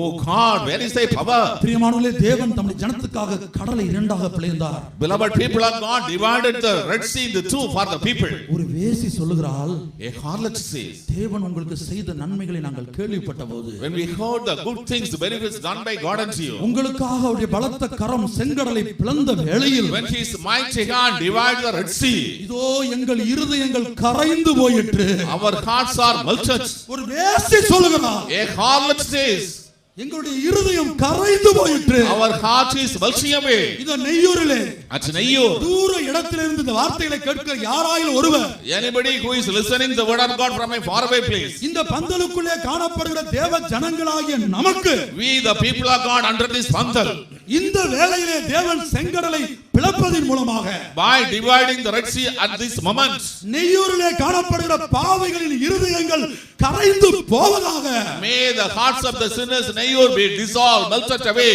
நான் என் தேவனை நோக்கி கேட்கிறேன், I pray to my God, தேவனே உம்முடைய வல்லமை எங்கே? oh God, where is thy power? இன்னும் எவ்வளவு காலம் நாங்கள் அடிமையாக இருக்க வேண்டும்? How long they will be remain in captivity? இன்னும் எவ்வளவு காலம் நாங்கள் மன்னிப்பு கேட்க வேண்டும்? How long they should continue to ask pardon? நான் ஜெயம் கொண்டது போல As I overcame, ஜெயம் கொள்ளுகிறவன் எவனோ he that overcomes me, அவனே சிங்காசனத்திலே உட்கார முடியும். I will make him sit on the throne. இதோ விஞ்ஞானிகள் சொல்லுகிறார்கள், The scientists say, இந்த உலகத்துக்கு அழிவு வரப்போகிறது, destruction is coming to the முடிவு world. வரப்போகிறது. An end is coming. தேவ ஜனமே, Oh people of இது God, உண்மையா இருக்குமானால் it is true. அதற்கு முன்னே Before that, உன்னை சேர்க்க முடியாக, not to gather you, நீ பெற்றெடுத்த அருமையான பிள்ளைகளை சேர்க்க முடியாக, not to gather your nice children நினையாத வேளையிலே in an unthinkable moment. மணவாளனாகிய இயேசு வருவார். The husband, Lord Jesus Christ will come. அவரை உனக்கு சந்திக்க ஆயத்தமாக இருக்கிறாயா? Are you ready to meet him? உனக்கு தைரியம் இருக்கிறதா? You have the boldness. உனக்கு நிச்சயம் இருக்கிறதா? You have the assurance. இல்லையே. No. புது வருடத்தில் பிரவேசிக்கவே நிச்சயம் இல்ல. No assurance to enter new year. வருட கடைசி கூட்டத்தில் பாவ அறிக்கை காத்து கொண்டிருக்கிறது. The confession is awaiting for the month end meeting. நமக்கு நல்ல நிச்சயம் இருக்குது. We have full assurance. அதுதான் சுத்திகரிப்பு கூட்டம் வச்சிருக்கிறோம். There are sanctification meetings. எப்படி இந்த வருடத்துல தேவ ஜனங்கள், தேவ ஊழியர்கள் சில தோல்வியின் வழியாக போயிருப்பார்கள். Anyhow, the workers and the people of God went through certain failures. அதுக்காகவே சுத்திகரிப்பு கூட்டம் நம்ம நடத்திக்கிட்டு இருக்கிறோம். For that purpose, we are conducting sanctification. ஓ ஜெய கோஷம் நம்மில் எப்போது கேட்பது? When we have the shout of victory. தேவன் தம்முடைய ஜனத்துக்காக சமுத்திரத்தை பிளந்தார். God divided the sea for his people. ஏசாயா தீர்க்கதரிசி இப்படி கேட்கிறார். The prophet Isaiah is asking, சமுத்திரத்திலே தம்முடைய ஜனத்தை நடத்தினவர் இப்பொழுது எங்கே? Where is- இந்த நெய்யூரில் எங்கே? where is he at Nayyur? God who led the people through the sea. பிரியமானவர்களே, Beloved people, இந்த சமுத்திரத்திலே தேவன் தம்முடைய ஜனத்தை நடத்தினார் என்கிற விஷயத்தை விஞ்ஞான உலகம் மறுதலித்தது. the scientific world denied the fact that God led the people through the sea. அவர்கள் சொன்னார்கள் சமுத்திரத்தை தேவன் பிரிக்க சான்ஸே இல்ல, ஜனங்கள் அதன் வழியாக நடக்க சான்ஸே இல்லாத ஒரு பொய் கட்டுக்கதை என்று சொன்னார்கள். They said it is not at all possible for the God to divide the Red Sea and the people to walk in the sea and a dry ground. This is fable. ஆனா அனந்த ஞானமுள்ள தேவன் இப்படியெல்லாம் மனிதன் கேள்வி கேட்பான், தன்னை தூசிப்பான் என்பதை அறிந்து அந்த அனந்த ஞானமுள்ள ஆண்டவர் என்ன செய்தார் என்று சொன்னால், எங்கெல்லாம் அதிசயத்தை செய்தாரோ அங்கெல்லாம் அதை நிரூபிக்கக்கூடியதான ஒரு போக்கை, ஒரு மார்க்கத்தை வேதத்திலே வைத்திருக்கிறார். God, who is having eternal wisdom, is aware that man will be asking such questions, raising doubts. Wherever he performed wonders, he provided a means by that way it can be proved. யாத்திராகமம் 14ஆம் அதிகாரம் 21ஆம் வசனத்தை வாசிப்போம். The book of Exodus chapter 14 verse 21. மோசே தன் கையை சமுத்திரத்தின் மேல் நீட்டினான். அப்பொழுது கர்த்தர் ராமுழுதும் பலத்த கீழ்காற்றை சமுத்திரம் ஒதுங்கும்படி செய்து அதை வறண்டு போக பண்ணினார். ஜலம் பிளந்து பிரிந்து போயிற்று. செங்கடல் இரண்டாக தேவன் பிரித்தார் என்று நாம் மொட்டையாக சொல்லிக் கொண்டிருக்கிறோம். Simply we say the Lord divided the Red Sea into two. நாம் விசுவாசிக்கிற ஜனங்களா இருக்கிறபடினால தேவன் எதை செய்தாலும் நாம் விசுவாசிக்கிறோம். As we are the people believing God, whatever he does, he believe it. ஆனா விஞ்ஞானமோ உலகமோ உலக மனிதன் அதை விசுவாசிக்கிறது இல்ல. The scientific world and the worldly people are not believing it. அனந்த ஞானமுள்ள தேவனுக்கு அது நன்றாக தெரியும். The God who is having eternal wisdom is aware of it. ஆண்டவர் என்ன சொல்கிறார்? What does the Lord say? செங்கடலை அவர் எப்படி பிரித்தார்? How he divided the Red Sea. பிரியமானவர்களே, ஒரு ராத்திரி முழுவதும் அந்த சமுத்திரத்தின் மேலே கீழ்காற்றை தேவன் அனுப்பினார். The Lord commanded the east wind throughout one night upon the sea. இதை எதற்காக நான் கொண்டு வந்தேன்? Why I point this? ஏசாயா தீர்க்கதரிசன புத்தகத்திலே ஏசாயா கேட்கிறார், ஆண்டவரே உம்முடைய வல்லமை இப்பொழுது எங்கே? In the book of Isaiah, God is the prophet is asking, Lord, where is thy power today? சமுத்திரத்திலே இருந்து ஏற பண்ணின அந்த தேவன் இப்பொழுது எங்கே? Where is the God who made the people to come out of the sea? ஏசாயா 63ஆம் அதிகாரம் 11ஆம் வசனத்தை கர்த்தர் உங்களுக்கு முன்பாக வைத்திருக்கிறார். The Lord has presented the book of Isaiah chapter 63 verse 11. ஆகிலும் அவர் பூர்வ நாட்களையும் மோசேயையும் தம்முடைய ஜனத்தையும் நினைவு கூர்ந்தார்.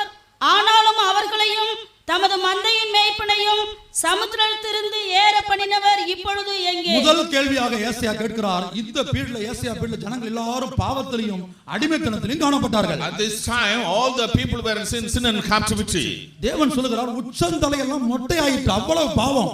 Even the head has become bald, so much sin. அடுத்து சொல்கிறார், உச்சந்தலை முதல் உள்ளங்கால் வரை சுகமே இல்லை, நொதிக்கிற ரணம் அப்படியே புழுத்து போன நிலவரத்திலே காணப்படுகிறது. பாவம். There is no health, soundness from the heel to the head crown because the beautifying souls because of sin. தீர்க்கதரிசி ஜனங்களையும் தன்னுடைய நிலவரத்தையும் பார்த்தபோது கதறுகிறார், ஆண்டவரே அந்த வல்லமை இப்பொழுது எங்கே? The prophet is crying when he sees his condition and the condition of the world. Lord, where is thy power? 12ஆம் வசனம். Verse 12.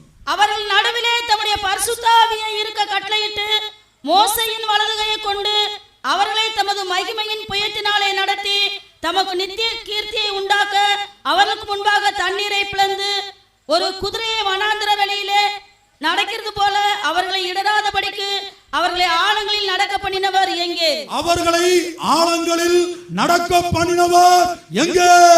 Where is he that made them walk through the depths? சமுத்திரத்திலே ஏற பண்ணினவர். The Lord who made them come out of the sea. சமுத்திரத்தில் இருந்து ஏற பண்ணினவர். The Lord made come out of the sea. ஆழங்களிலே நடக்க பண்ணினவர். The Lord made walk in the depths. அவர் எங்கே? Where is he? அப்ப ஆண்டவர் விஞ்ஞானத்தை கேள்வி கேட்டது. The scientist is asking question. இங்கே நான் வாசிக்கிறோம். Here we read. தேவன் எப்படி சமுத்திரத்தை பிரித்தார்? How the Lord divided the sea. இங்கே 14ஆம் அதிகாரம் யாத்திராகமம் 14:21 வாசிக்கிறோம்.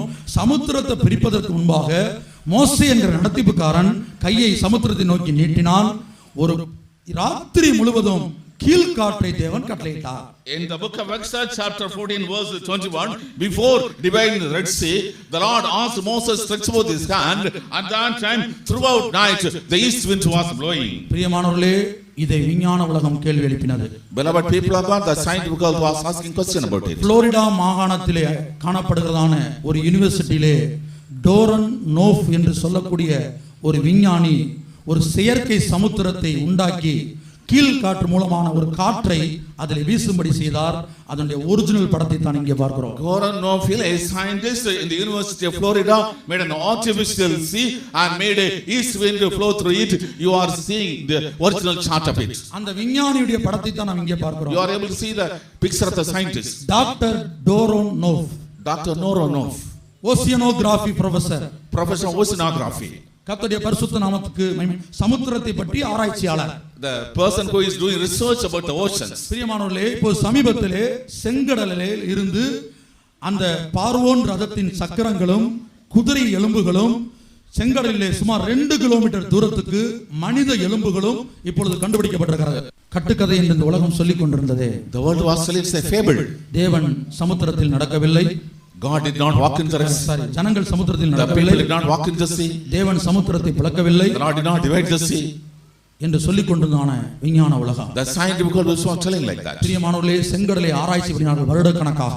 They were doing excavation in the Red Sea for many years. இந்த வேத பகுதியை பொய் என்று நிரூபிக்கும்படியாக In order to prove the scripture was false. ஒரு கூட்டத்தார் முயற்சி பண்ணினார்கள். A group of people ஆனால் tried. செங்கடலில் ஆராய்ச்சி பண்ணின போது When they did excavation, அந்த கடலுக்கு அடியிலே தேவன் சில ஆதாரங்களை the வைத்திருந்தார். Lord has provided certain evidences under the ocean. நாம் யாத்திராகமம் 14 அதிகாரத்திலே பார்வோனின் ரதத்தின் சக்கரங்களை தேவன் கலட்டினார் என்று படிக்கிறோம். In the book of Exodus chapter 14 verse 21 we see the Lord has removed the wheels of the Pharaoh's chariot. செங்கடலில் இறங்கின போது பார்வோன் ரதத்தின் சக்கரங்களை தேவன் கலட்டினார். When the army entered in the Red Sea, the Lord removed the wheels of the Pharaoh's chariots. அதனுடைய படத்தை தான் நாம் இங்கே பார்க்கிறோம். You see the photocopy. கண்டெடுக்கப்பட்டிருக்கிறது. It has identified. பார்வோன் ரதத்தின் சக்கரங்கள் செங்கடலுக்கு அடியிலே இருந்து கண்டு எடுக்கப்பட்டிருக்கிறது. A group of people are arguing.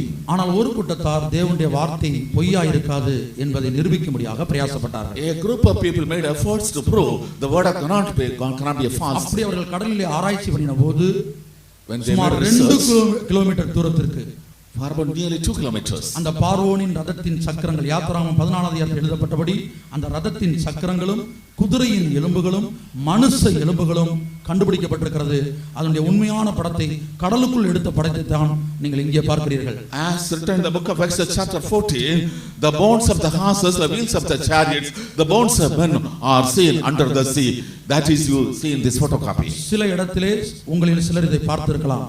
In some places you might have seen this. சொன்ன விஷயத்தை நான் மறுபடியும் சொல்ல வரவில்லை. I don't want to repeat this. நான் வேறொரு முக்கியமான விஷயத்தை சொல்லும்படியாக தான் இதை சொல்லுகிறேன். I want to announce a more important thing. கடலை தேவன் எப்படி பிளந்தார் அது ஒரு தனி ஆராய்ச்சி. How the Lord divided the Red Sea is a different experiment. இஸ்ரவேல் ஜனங்கள் கடலை கடந்தது ஒரு அதிசயம் என்று சொன்னால் It's a miracle that the Israelites crossed the Red Sea. அந்த கடலை தேவன் எப்படி பிரித்தார்? How God divided the sea. இரவெல்லாம் ஒரு கீழ்காற்றை அனுப்பினார். Throughout night he sent a east wind to blow. பிரியமானவர்களே, அந்த குறிக்கப்பட்டதான அந்த விஞ்ஞானி புளோரிடா மாகாணத்திலே ஒரு செயற்கை சமுத்திரத்தை ஒரு யூனிவர்சிட்டியில உண்டாக்கி காற்றை அடிக்க வைத்து அதை நிரூபித்திருக்கிறார். இது சாத்தியம் என்று அவர் அறிக்கை கொடுத்தார். That particular scientist in the University of Florida made an artificial sea. He made the wind to blow and it was divided, thereby proved the existence of the Red Sea crossing. இனி நெப்போலியனுடைய சரித்திரத்தை குறித்து நாம் படிக்கும்போது When we study about the history of Napoleon 1799 ஆண்டு in 1799, archaeology in the land of the Bible, archaeology in the land of the Bible, என்கிறதான அந்த புத்தகத்திலே Napoleon தன்னுடைய ஜீவியத்தின் சாட்சியை சொல்லுகிறார். கீழ்காற்று அடித்து ஒரு சந்தர்ப்பத்திலே சமுத்திரம் மொழி பிரிந்ததை அவர் கண்களால் கண்டாராம். in his life history he says he saw the east wind blowing and the sea being divided into two. தெய்வ பயமில்லாமல் ஜீவித்த அவர் தேவனை விசுவாசிக்கத்தக்கதாக தன்னுடைய ஜீவியத்திலே அந்த குறிக்கப்பட்ட புத்தகத்திலே இதை எழுதியிருக்கிறார். He did not have the fear of God, but he God made him write in the book so that he may know about the true God. ஆகவே தேவன் செங்கடலை இரண்டாக பிளந்தது விஞ்ஞான ரீதியாக நிரூபிக்கப்பட்டிருக்கிறது. அதை நிரூபித்த விஞ்ஞானியுடைய படத்தை தான் நாம் அங்கே பார்க்கிறோம். Scientifically the fact of the divide of the Red Sea has been proved and we are seeing the photograph of the scientists who made the experiment. இனி இதிலிருந்து ஆண்டவர் என்ன சொல்ல வருகிறார்? What the Lord wants to teach us. மனிதன் நாம் நேற்றைய தினத்திலே கேள்விப்பட்டது போல அந்த இரத்தத்தின் வல்லமை ஒவ்வொரு மனிதனையும் பின்தொடர்கிறது. As we heard yesterday, the power of the blood is pursuing every man. அந்த இரத்தத்தின் வல்லமையிலிருந்து ஒரு மனிதன் இயேசுவின் இரத்தத்தினால் கழுவப்பட்டு விடுதலையை பெற்றுக்கொள்வது மாத்திரமல்ல, Not only by the blood of Jesus Christ, a man is deliverance from the power of the blood. அவனை பின்தொடர்ந்து வருகிற இந்த பார்வோனின் சேனை, அதுதான் அந்த இரத்தத்தின் வல்லமை. அந்த வல்லமை, அந்த பாவ சுபாவம் செங்கடலுக்குள் இறங்க வேண்டும். The army of Pharaoh that is following, that's the meaning of that should be immersed in the Red Sea.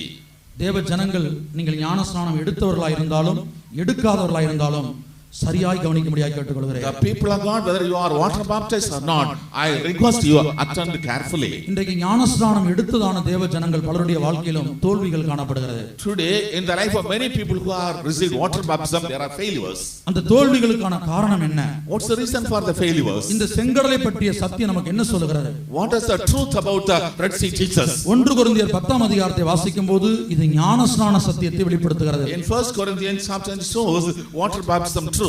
ஞானஸ்நான சத்தியத்துக்கு ஒரு தேவனுடைய பிள்ளை தன்னை ஒப்பு கொடுக்க வேண்டும். A child of God submits for the truth of water baptism. அது வெறும் தண்ணீருக்குள்ளே முழுகி எழும்பக்கூடிய ஒரு சடங்காச்சாரமான ஒரு காரியம் அல்ல. It's not a ritual of going into the water and coming out of water. அது எதற்காக ஆண்டவர் அந்த நியமத்தை வைத்திருக்கிறார்? Not for God has ordained it. அந்த இரத்தத்தின் வல்லமை, உன்னை பின்தொடர்ந்து வருகிற அந்த பார்வோனின் வல்லமை, அந்த ரதத்தின் வல்லமை, அந்த குதிரையின் வல்லமை, அந்த போர் வீரனுடைய வல்லமை, இவர்கள் எல்லாரும் சேர்ந்து உன்னோடு கூட கடலுக்குள் இறங்க வேண்டும். The power of the blood that is pursuing you, the power of the soldier who is following you, the power of chariot which is following you, power of the army man which is following you, everything should be destroyed, immersed in the water. அருமையானவர்களே, உங்களில் யாராயிலும் ஞானஸ்நானம் எடுக்காதவர்களாய் இருந்தால் வெகு சீக்கிரத்தில் அந்த சத்தியத்துக்கு நீங்கள் உங்களை ஒப்புக் கொடுங்கள்.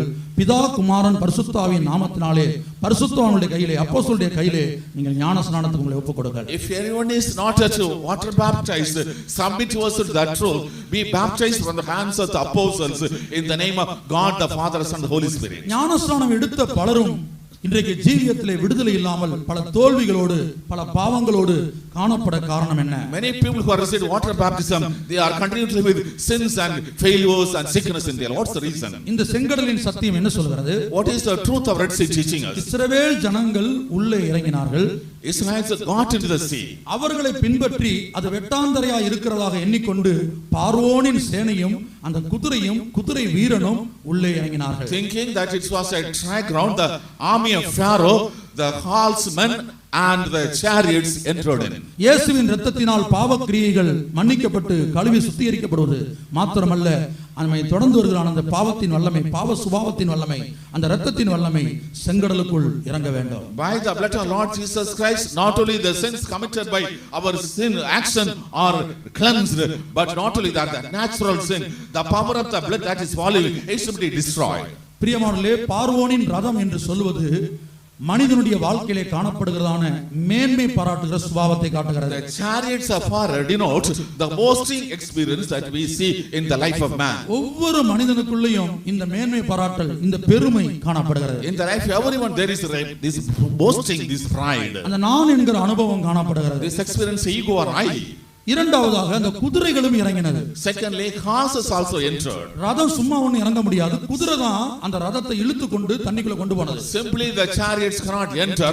The horse were pulling and the chariots entered into water. இந்த குதிரை நம்முடைய வாழ்க்கையில் இதை காட்டுகிறது. What does this horse show in our life? யோபின் புத்தகத்திலே வாசிக்கும்போது கர்த்தர் சொல்லுகிறார், குதிரை என்றால் என்ன, அதனுடைய சுபாவம் என்ன?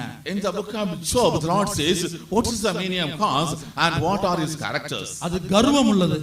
It is having pride. நிகி என்று கணைக்கும். It is making the sound. பயப்படுதலை அலட்சியம் பண்ணும். It despises the fear. எக்கால சத்தத்தை கண்டு பயப்படாது. It is not afraid of the trumpet sound. இப்படி தேவனாகிய கர்த்தர் குதிரையினுடைய பல சுபாவங்களை அங்கே யோபினிடத்திலே சொல்கிறார். The Lord God is speaking to Job about various characters of the horse. இத்தனை சுபாவங்களும் நமக்குள்ளே காணப்படுகிறது. அதுதான் இந்த இரத்தத்தின் வல்லமை. You know, all of us, we are possessing all these characters.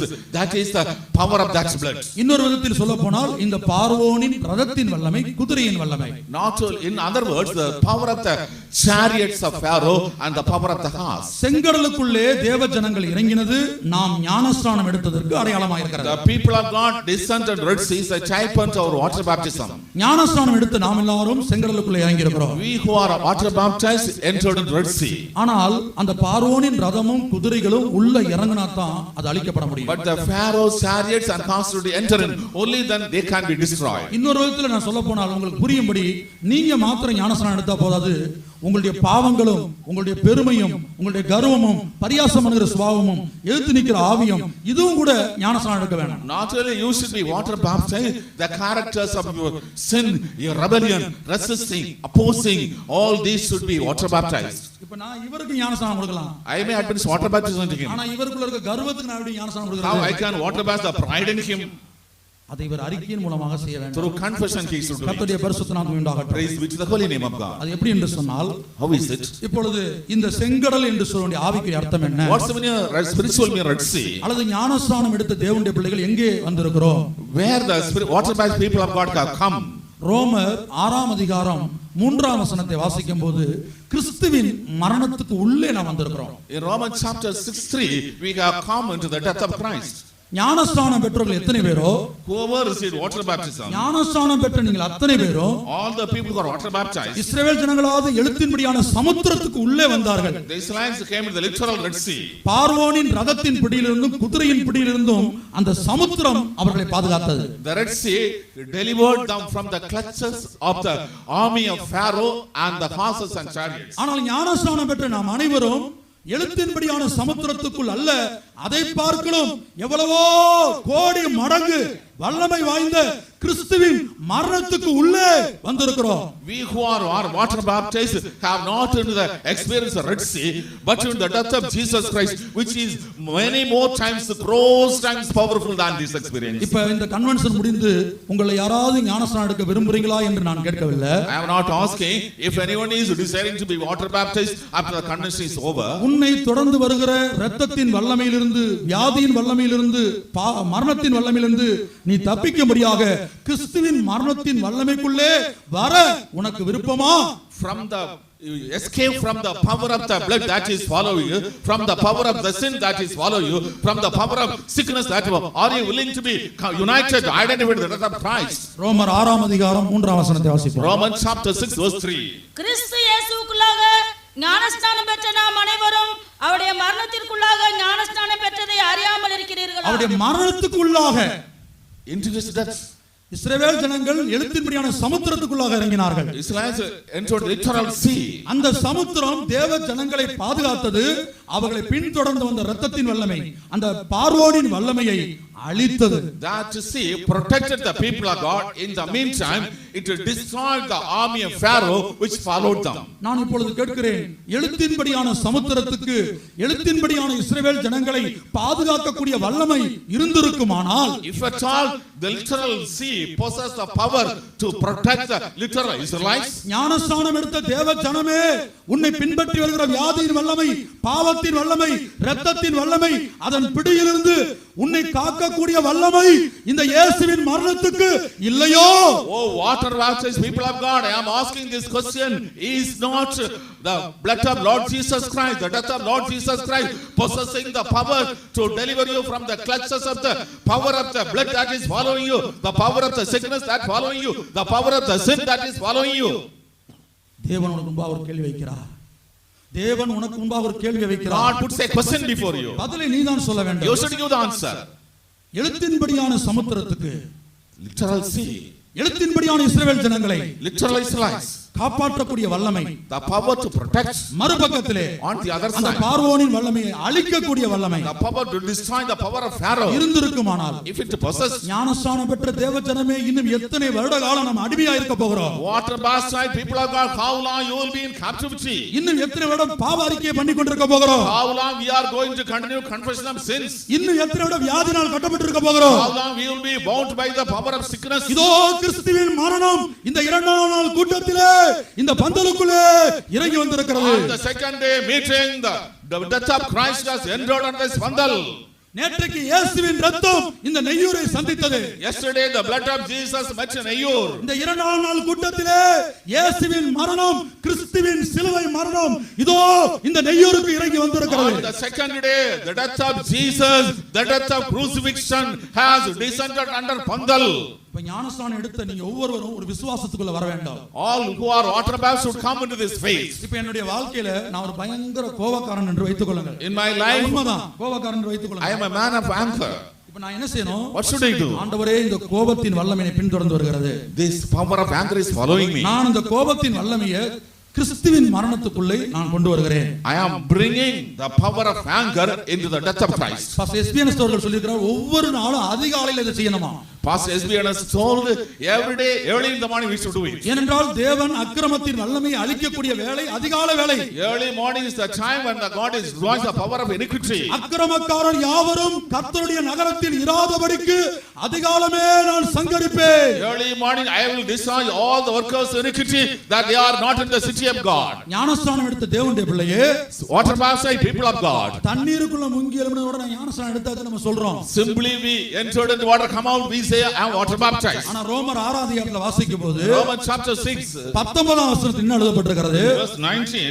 இந்த கையை நான் ரட்சிக்கப்படுறதுக்கு முன்னாடி அடிக்கிறதுக்கு பயன்படுத்தி இருக்கிறேன். Before salvation I use my hand to beat. Soda bottle எடுத்துக்கிறேன். நான் I have taken soda bottles. Cycle chain எடுத்து சுத்தி இருக்கிறேன். I have rolled the cycle chains. நான் இந்துவா இருக்கும்போது இதெல்லாம் செஞ்சிருக்கிறேன். When I was taken to I did all these things. அப்ப நான் ரட்சிக்கப்படாத போது பாவத்துக்கும் அக்கிரமத்துக்கும் இந்த கையை ஒப்பு கொடுத்தேன். When I was not saved I surrendered my hand to sin and iniquity. ஆனா ஞானஸ்நானம் எடுத்த பிற்பாடு After water baptism இந்த கையை கிறிஸ்துவின் மரணத்துக்குள்ள நான் கொண்டு வரணும். I should bring my hand in the death of Christ. அது எப்படி? அறிக்கையின் மூலமாக. Through confession. ஆண்டவரே, இந்த சுபாவம் என்னுடைய வாழ்க்கையிலே காணப்படுகிறது. Such and such a character in my நான் life. அதை கிறிஸ்துவின் மரணத்துக்குள்ளே கொண்டு வருகிறேன். I bring into the death of Christ. உங்களுக்கு புரியும்படியா ஒரு சம்பவத்தை சொல்றேன்.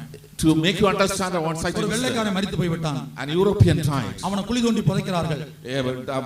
Was buried and சில killed. மாதங்கள் ஆகிறது. After some months, மறுபடியும் தோண்டி பார்க்கிறோம். once again it is done. அந்த வெள்ளைக்காரனா இருக்க மாட்டான். The white man is not white man. இந்த மண்ணானது That soil, அந்த வெள்ளைக்காரனை the white man, தன்னை போல மாற்றி விடுகிறது. changed like himself. தேவனால் சிருஷ்டிக்கப்பட்டதான இந்த மண்ணுக்கு அந்த வல்லமை இருக்குமானால், The soil which was made by God has for this power. கிறிஸ்துவின் மரணத்துக்கு அந்த வல்லமை இல்லையோ? Is not the death of Christ possessing that power?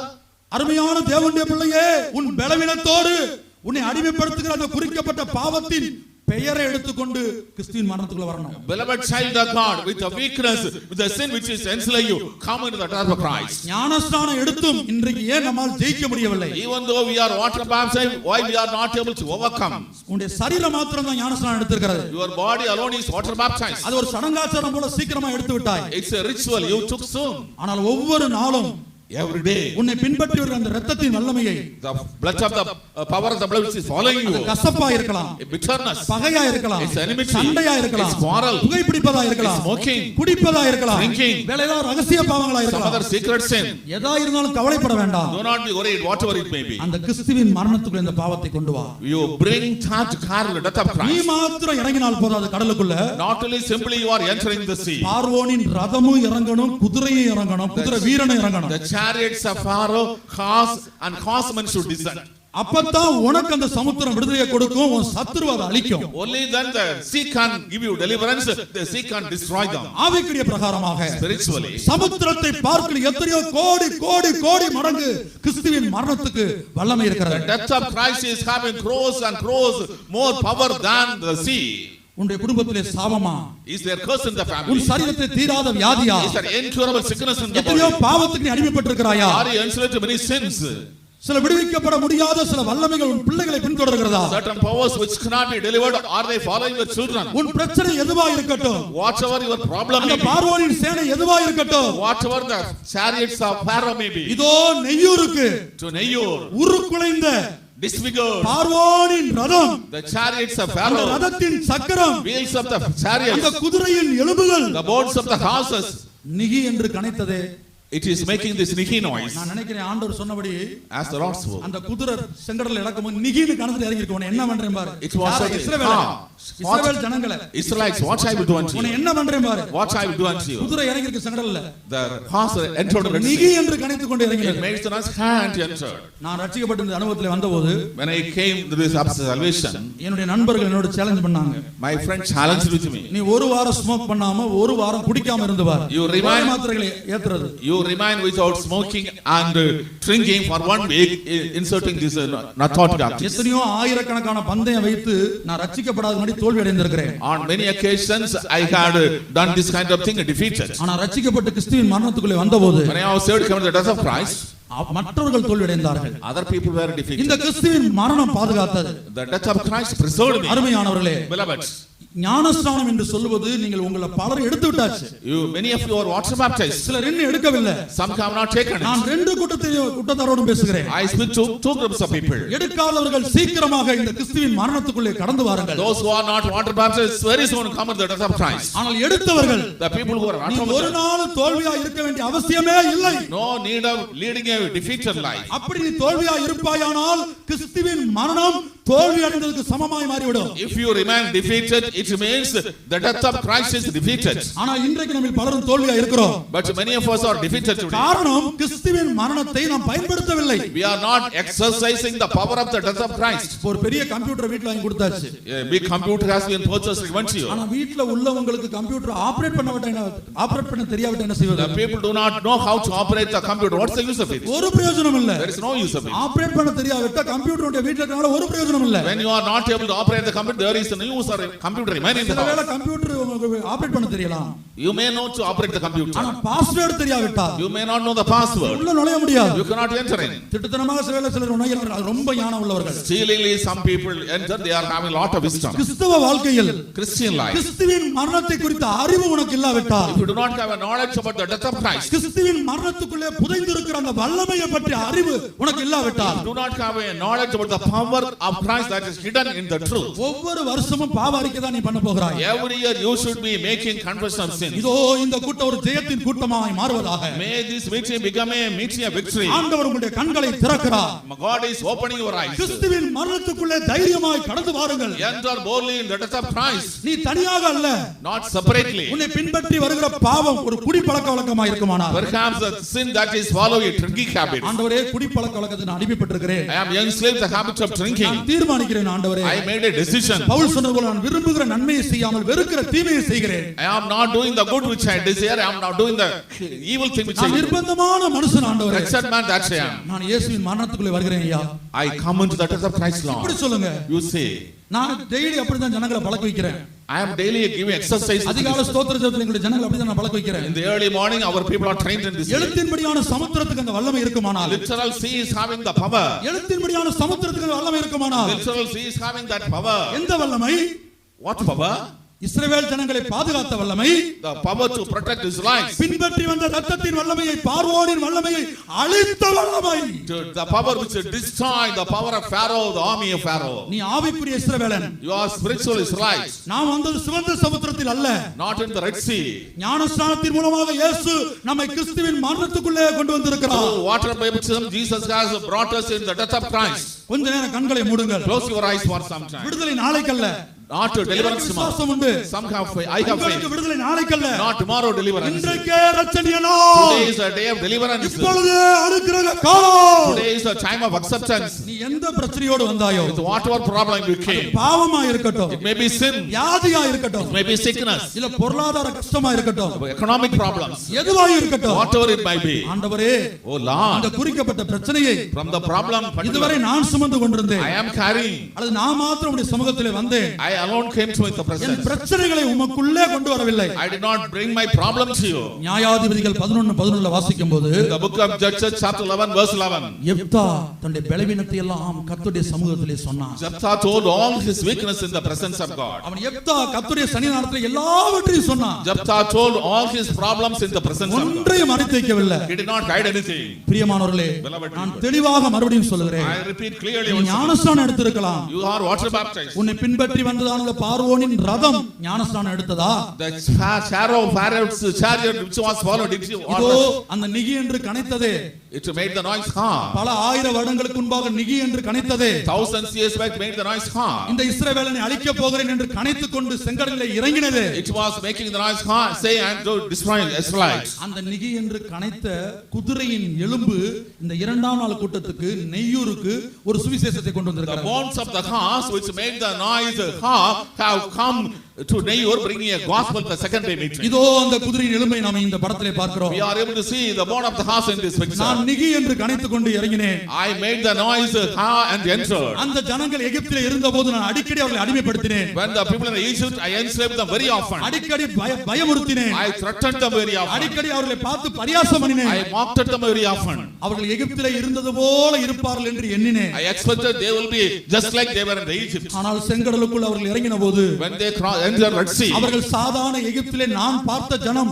நான் பழகின ஜனம் என்று எண்ணி நானும் நிகி என்று கணித்துக் கொண்டு செங்கடலில் இறங்கினேன். I thought they are the old people I saw in Egypt and making the nice car. I entered the sea. நெய்யூரிலே காணப்படுகிற தூர இடத்தில் இந்த வார்த்தையில கேட்கிற அருமையான நண்பனே, குதிரையின் எலும்பாகிய நான் பேசுகிறேன்.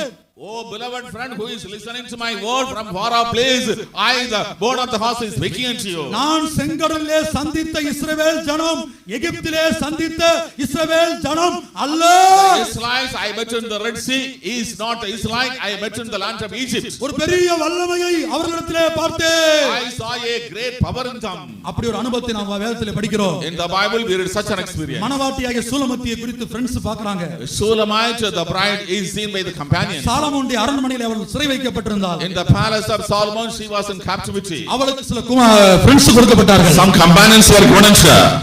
அந்த ஃப்ரெண்ட்ஸ்கள் அந்த சூலமத்தினுடைய வாழ்க்கையில் சில பலவீனங்களை பார்த்திருந்தார்கள். The friends saw certain weakness in life of Shulamite. ஆனால் கொஞ்ச நேரத்துக்கு பிற்பாடு After some time அதே சூலமத்தியை அந்த எருசலேமின் குமார்த்திகள் பார்க்கிறார்கள். the same Shulamite is seen by the daughters of Jerusalem. சூலமத்தின் இடத்துல ஒரு வித்தியாசத்தை பார்க்கிறார்கள். They see a different Shulamite. நாம் வாசிக்கிறோம், திரும்பி வா சூலமத்தியே, நாங்கள் உன்னை பார்க்கும்படிக்கு திரும்பி வா. Come back Shulamite, come back so that we may see you.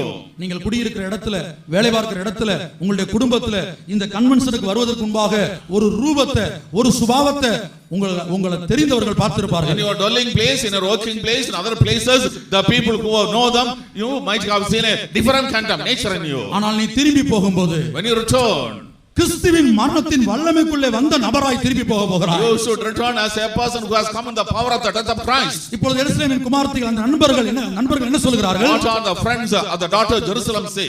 திரும்பி வா சூலமத்தியே, நாங்கள் உன்னை பார்க்கும்படிக்கு திரும்பி வா. Come back Shulamite, come back so that we may behold you. அடுத்த ஒரு क्वेश्चन. The question, சூலமத்தின் இடத்தில் என்னத்தை பார்க்கிறீர்கள்? what do you see in Shulamite? இப்பொழுது அவர்கள் பார்க்கிறார்கள், They are seeing. நான் நேரத்துல பார்த்த குணமணி இல்லையே அது. It's not former Gunamani I saw. ஒரு கூட்டத்துக்கு வரதுக்கு முன்னாடி வேற குணமணியா இருந்தாரே. He was a different Gunamani who attended the meeting. சூலமத்தின் இடத்தில் என்னத்தை What do பார்க்கிறீர்கள்? you see in Shulamite? அவள் இரண்டு சேனையின் கூட்டத்துக்கு சமானமானவள். She is equal to a company of two troops. Margin அங்க மக்னாயும் என்று And எழுதப்பட்டிருக்கிறது. Margin Makroim. இரண்டு சேனையின் கூட்டத்துக்கு She சமானமானவள். is comparable to two troops. அந்த இரண்டு சேனை என்ன? What are those two troops? ஒன்று புதிய One Jerusalem, is New Jerusalem. மற்றொன்று சீயோன். The other is Zion. சீயோனே எழும்பு, Oh Zion, arise. எருசலேமே எழும்பு. Jerusalem, arise. உன்னை அடிமைப்படுத்துகிற வல்லமைகள், The powers which are captivating உன்னுடைய you, சத்துருக்கள், enemies, உன்னுடைய நண்பர்கள் friends, உன்னை ஒரு தேவனுடைய சேனையாய் பார்க்கட்டும். let them see you as a host of God. சூலமத்தின் இடத்தில் என்னத்தை What பார்க்கிறீர்கள்? do you see in Shulamite? உன் பெயரை சொல்லட்டும். Tell your name and say. Gunamani இடத்தில் என்னத்தை What பார்க்கிறீர்கள்? is in Gunamani? ஓ, இவர் ரெண்டு சேனையின் கூட்டத்துக்கு He சமானமானவர். is equal to a company of two நீ hosts. சாதாரண நபர் அல்ல. You are not ordinary கிறிஸ்தவ individual. வாழ்க்கை ஒரு சாதாரண வாழ்க்கை அல்ல. Christian life is not an ordinary life. இயேசு கிறிஸ்து ஒரு சாதாரண மனிதன் அல்ல. Jesus Christ is not an ordinary man. கிறிஸ்துவின் மரணத்தை இந்த நெய்யூரிலே பிதாவே நீ ஜெயிக்க பண்ணுவீராக. Oh Father, you make the death of Christ victorious in Ayyur. பரிசுத்த ஆவியானவரே, கிறிஸ்துவின் மரணத்தை இந்த நெய்யூரிலே ஜெயிக்க பண்ணுவீராக. Oh Holy Spirit, make the death of Jesus Christ victorious in Ayyur. இப்ப கண்களை மூடி உங்களுடைய பிரச்சனையை கொண்டு வாங்க. Close your eyes and bring your இந்த problems. பிரச்சனைகளின் நேரம். Time of problems. எல்லாரும் கண்களை மூடுவோம். All of us, let us close our eyes. உங்களுடைய மனசாட்சியில In your conscience, வாதித்துக் கொண்டிருக்கிற which is tormenting you, the sin, மனசாட்சியில வாதித்துக் கொண்டிருக்கிற பாவம் the sin that is touching your conscience. எந்த மனிதனுக்கும் தெரியாமல் இருக்கலாம். It is not known to any man. நீ உள்ளத்திலே சோர்ந்து போய் இருக்கிறாய், You are weary in the heart, அதைரியப்பட்டிருக்கிறாய், discouraged, நம்பிக்கையை இழந்திருக்கிறாய், lost of hope. பரிசுத்தவான்களை தூசித்துக் கொண்டிருக்கிறாய். You are cursing the saints. அவர்கள் உனக்காக எல்லாவற்றையும் விட்டு வந்தவர்கள். They left everything for you. உனக்காக எல்லாவற்றையும் விட்டு வந்தவர்கள். They left everything for you and came forward. ஆனா உன்னுடைய வாழ்க்கையில் எத்தனையோ முறை அவர்களை நீ குற்றப்படுத்தி இருக்கிறாய். But you have accused many a time in their life. அருமையான தேவனுடைய பிள்ளையே, Beloved child of இந்த God, கிறிஸ்துவின் மரணம் என்கிற ஞானஸ்நானம் உன்னை அழைக்கிறது. the death of Christ, the baptism is calling you. உன் பலவீனத்தோடு இந்த மரணத்துக்குள்ளே வா. Come with your weakness into that death. உன்னை பின்தொடர்ந்து வருகிறதான விபச்சார பாவமா, The sin of adultery which is following you, வேசித்தனமா, it's fornication, விக்கிரக ஆராதனையா, idolatry, பொருளாசையா, covetousness, காம விகாரமா, lasciviousness. களியாட்டுகளா? Idol very expensive place. நீ ஏன் அதை கண்டு பயப்பட Why வேண்டும்? you are afraid of these things? இதோ அது உன்னை கண்டு பயப்படுகிறது. They are afraid of you. கிறிஸ்துவின் மரணத்துக்குள்ளே தேவன் உன்னை அழைக்கிறார். The Lord is calling you to death of Christ. நீங்கள் ஞானஸ்நானம் எடுத்து பல வருடங்களாக இருக்கலாம். It is many years since you were water baptized. ஞானஸ்நானம் எடுத்தது உண்மைதான். It's true, you are water நீ baptized. ஜெயித்துக் கொண்டிருக்கிறாயா? Are you overcoming? நீ அடக்கம் பண்ணப்பட்டிருக்கிறாயா? Have you married? சுயத்துக்கு மரித்திருக்கிறாயா? Have you died unto ego? ஜென்ம பாவம் அழிக்கப்பட்டிருக்கிறதா? Is your naturals destroyed? அந்த குதிரை அழிக்கப்பட்டிருக்கிறதா? Is your horse அந்த destroyed? கர்வம் அழிக்கப்பட்டிருக்கிறதா? Is that pride அந்த destroyed? மேட்டிமை அழிக்கப்பட்டிருக்கிறதா? Is that hardness destroyed? எந்த பாவமும் அழிக்கப்படக்கூடியதான வல்லமை கிறிஸ்துவின் மரணத்துக்கு உண்டு. The death of Christ has the power to destroy any nature of sin. நாம் எல்லாரும் கண்களை மூடி Let us close our eyes. கிறிஸ்துவின் மரணத்துக்குள்ளே நான் என் பாவத்தோடு வருகிறேன் ஆண்டவரே என்று Oh சொல்லுவோம். Lord, I come to the death of Christ by my sin. என் தோல்வியோடு வருகிறேன் ஆண்டவரே. With my failures I come, Lord. என் வியாதியோடு வருகிறேன் ஆண்டவரே. With my sickness I come. எல்லாரும் கண்களை மூடுங்க. All of you close your eyes. முடியுமானா கொஞ்சம் முழங்கால் நிக்க முடியும், முழங்கால் If நில்லுங்க. possible, kneel down. இப்பொழுதே விடுதலை. Now itself deliverance. எனக்கு நல்ல விசுவாசம் உண்டு. I have full faith. எங்களிடத்துல ஒண்ணுமில்ல. Nothing in me. எங்களிடத்துல ஒண்ணுமில்ல. Nothing in us. அலங்கார வாசலண்டையில ஒரு பிச்சைக்காரன் உட்கார்ந்து இருந்தான். I am a beggar like the gate of அவனுக்கு பல God. தேவைகள் இருந்தது. We have many needs. யாருக்கெல்லாம் தேவைகள் இருக்கிறதோ Whoever have needs, அவர்களெல்லாம் தேவ சமூகத்தில் பிச்சைக்காரர்களாக இருக்கிறார்கள். they are beggars in the presence of God. அவர்களெல்லாம் பிச்சைக்காரர்களாக They are இருக்கிறார்கள். beggars in the presence of உனக்கு God. அப்படி தாழ்த்த மனம் இருக்கிறதா? If you are willing to humble, ஒருவேளை உனக்கு பரிசுத்தம் தேவையா இருக்கலாம். you need holiness. நீ ஒரு பிச்சைக்காரன் தான். You are a beggar. தேவ சமூகத்தில் உனக்கு சொல்ல முடியுமா? Can you say in the presence நான் of ஒரு God, பிச்சைக்காரன் ஆண்டவரே. Lord, I am a beggar. பிரியமானவர்களே, Beloved, அப்படி ஒரு அறிக்கையும் தேவை. we need such a confession. அப்படி ஒரு அறிக்கையும் தேவை. We need such a confession. also. எபிரேயர் 11ஆம் அதிகாரம் 35ஆம் வசனம் என்று நினைக்கிறேன். Hebrews chapter 11 verse 35. சரியா தெரியவில்லை. தங்களை அந்நியர் என்றும் பரதேசி என்றும் அறிக்கையிட்டு மரித்தார்கள். They confess they are strangers and beggars and lived. பரதேசி என்கிற வார்த்தைக்கு ஒரு பரிசுத்தவான் அந்த பைபிளை மொழிபெயர்த்து ஒரு விளக்கம் கொடுத்திருக்கிறார். நான் ஒரு பிச்சைக்காரன் ஆண்டவரே. For the term stranger, one slanderer has given the name a beggar. நான் என் கரங்களை உயர்த்துகிறேன். I lift my hands up. எனக்கு எந்த வெட்கமும் இல்ல. I got no shame. நான் என் தேவ சமூகத்தில் பிச்சைக்காரனா இருக்கிறேன். I am a night beggar in the presence of God. பிச்சைக்காரன் கூட பரவாயில்லை. Doesn't matter he is a beggar. பிச்சைக்காரன் பரிதாபம். It's a pitiable state. நான் பிச்சைக்காரனா I am a இருக்கிறேன். night beggar. ஆண்டவரே, Oh Lord, நான் ஒரு பிச்சைக்காரனை போல பிச்சைக்காரனை போல I am a இருக்கிறேன். night beggar. எனக்கு பரிசுத்தம் தேவை I ஐயா. need holiness. சாதா பரிசுத்தம் இல்ல. Not ordinary holiness. மனுஷனுடைய பரிசுத்தம் அல்ல. Not the holiness of man. பரிசுத்தவான்களுடைய பரிசுத்தம் Not அல்ல. the holiness of saints. இயேசுவே உம்முடைய பரிசுத்தம். Oh Jesus, your holiness. கிறிஸ்துவின் நிறைவான வளர்ச்சிக்கு நீ அடைய வேண்டும். I should attain the fullness of perfection of Christ. சபையானது The church கிறிஸ்துவின் நிறைவான வளர்ச்சி அடைய வேண்டும். should come the perfection of Christ. அப்போதான் மனவாட்டியா மாற முடியும். Then only it can become the bride. நான் பிச்சைக்காரனா இருக்கிறேன். I am an night beggar. என் கரங்களை I உயர்த்துகிறேன். lift my hands. நான் முதலாவது ஆண்டவரிடத்தில் கேட்பது, First of all, pray to God. இயேசுவே எனக்கு வேற ஒன்றும் வேண்டாம். Oh Jesus, I don't want anything else. இயேசுவே உம்முடைய பரிசுத்தத்தை எனக்கு தாரும். Oh Jesus, give thy holiness to me. என்னுடைய தனிப்பட்ட வாழ்க்கையில வேற ஒன்றும் எனக்கு வேண்டாம். In my personal life, I don't want any other thing. இயேசுவே, Oh Jesus, நான் ஒரு பிச்சைக்காரனா இருக்கிறேன் I am ஆண்டவரே. a night beggar, Lord. கவனிங்க, Listen, அலங்கார வாசலண்டையில உட்கார்ந்து இருக்கலாம். he was at the gate of beauty. அந்த பிச்சைக்காரன் அலங்கார வாசலண்டையில உட்கார்ந்து இருந்தான். That beggar is sitting at the gate of beauty. ஆனா இந்த பிச்சை, நான் என்ன சொல்றேன், I say about myself, இந்த பிச்சைக்காரனோ this beggar, அலங்கார வாசலண்டை வாசல் அல்ல, not in the gates of beauty. தேவாலயத்துக்குள்ளே உட்கார்ந்து இருக்கிறான். He is sitting in the temple of God. நான் தேவாலயத்துக்குள்ளே உட்கார்ந்து இருக்கிற பிச்சைக்காரன். I am a night beggar sitting in the house of God. உங்கள் எத்தனை பேர் தேவனை நோக்கி இப்படி தாழ்த்த போகிறீர்கள்? How many will humble to God like this? Abraham சீமானா இருந்தான். Abraham was rich. அவன் தன்னை அந்நியன் பரதேசி என்று அறிக்கையிட்டான். He confessed he is stranger and pilgrim. ஒவ்வொரு நாள் அறிக்கையிட்டான். Every day he confessed, நான் இந்த பூமியிலே ஒரு பரதேசி. I am a stranger in this world. அதைத்தான் ஒரு பரிசுத்தவான் மொழிபெயர்த்திருக்கிறார். நான் ஒரு A Pichaikkaran. saint that trans, I am a beggar. நான் இந்த பூமியில ஒரு பிச்சைக்காரன். I am a beggar in this world. எனக்கு இயேசுவின் பரிசுத்தம் இல்ல.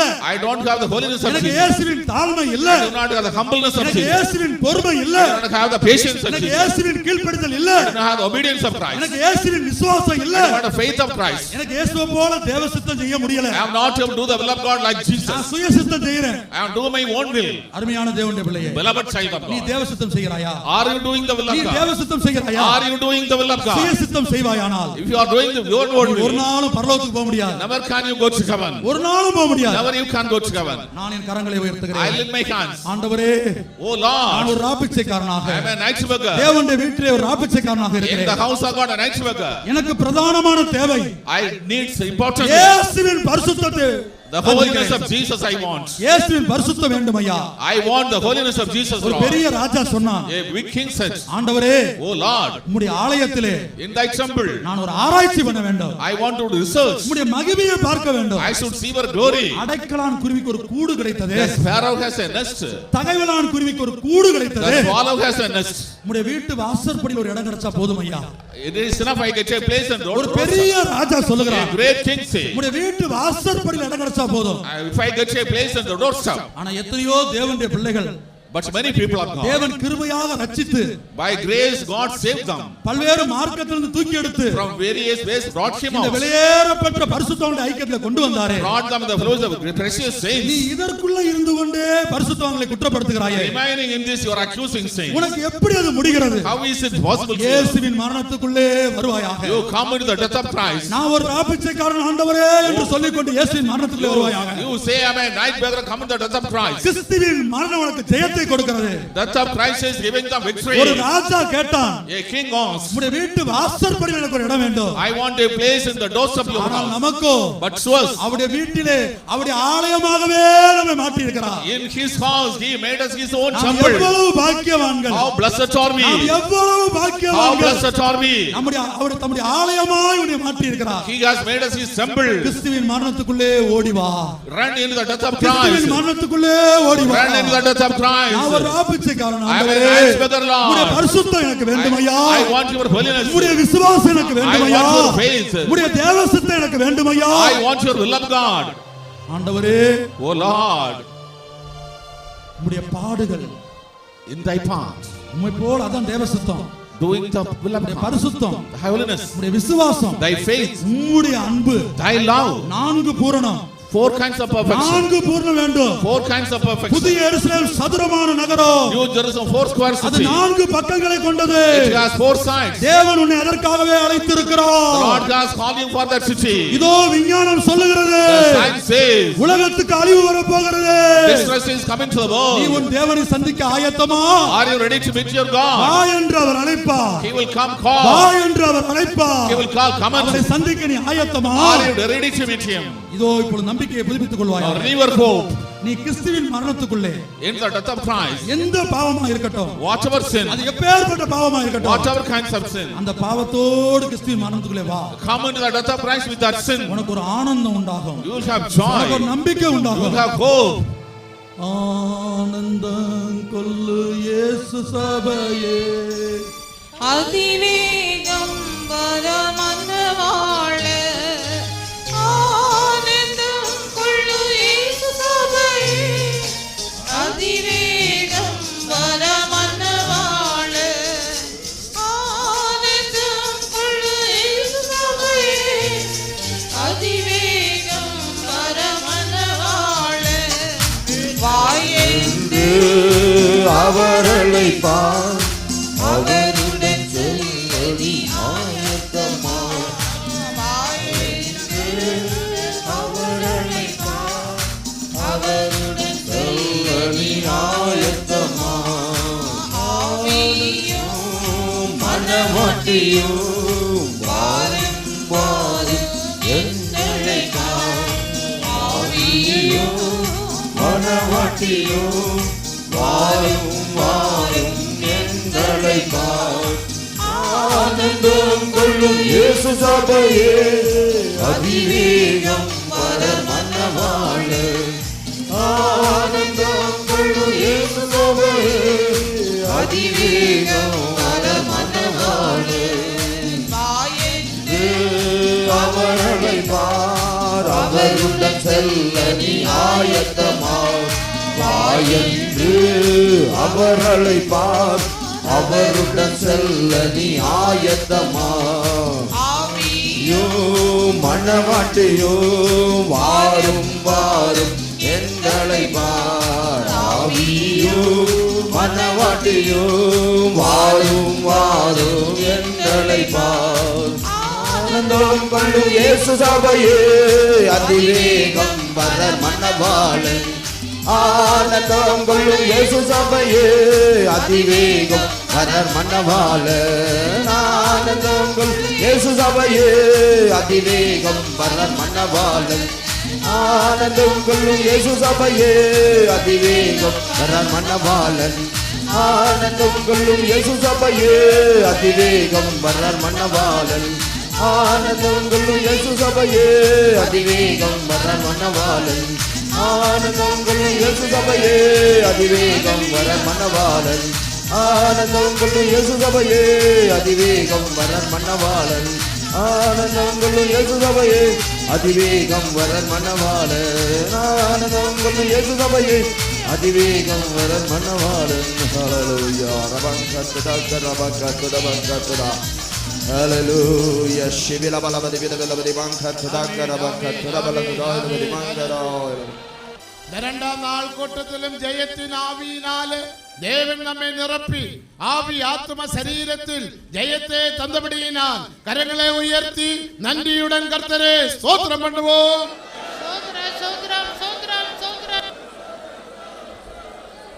இன்றைக்கும் தேவன் வெளிப்படுத்திய எல்லா ஆழமான சத்திய வசனங்களுக்காக ஸ்தோத்திரம் பண்ணுவோம்.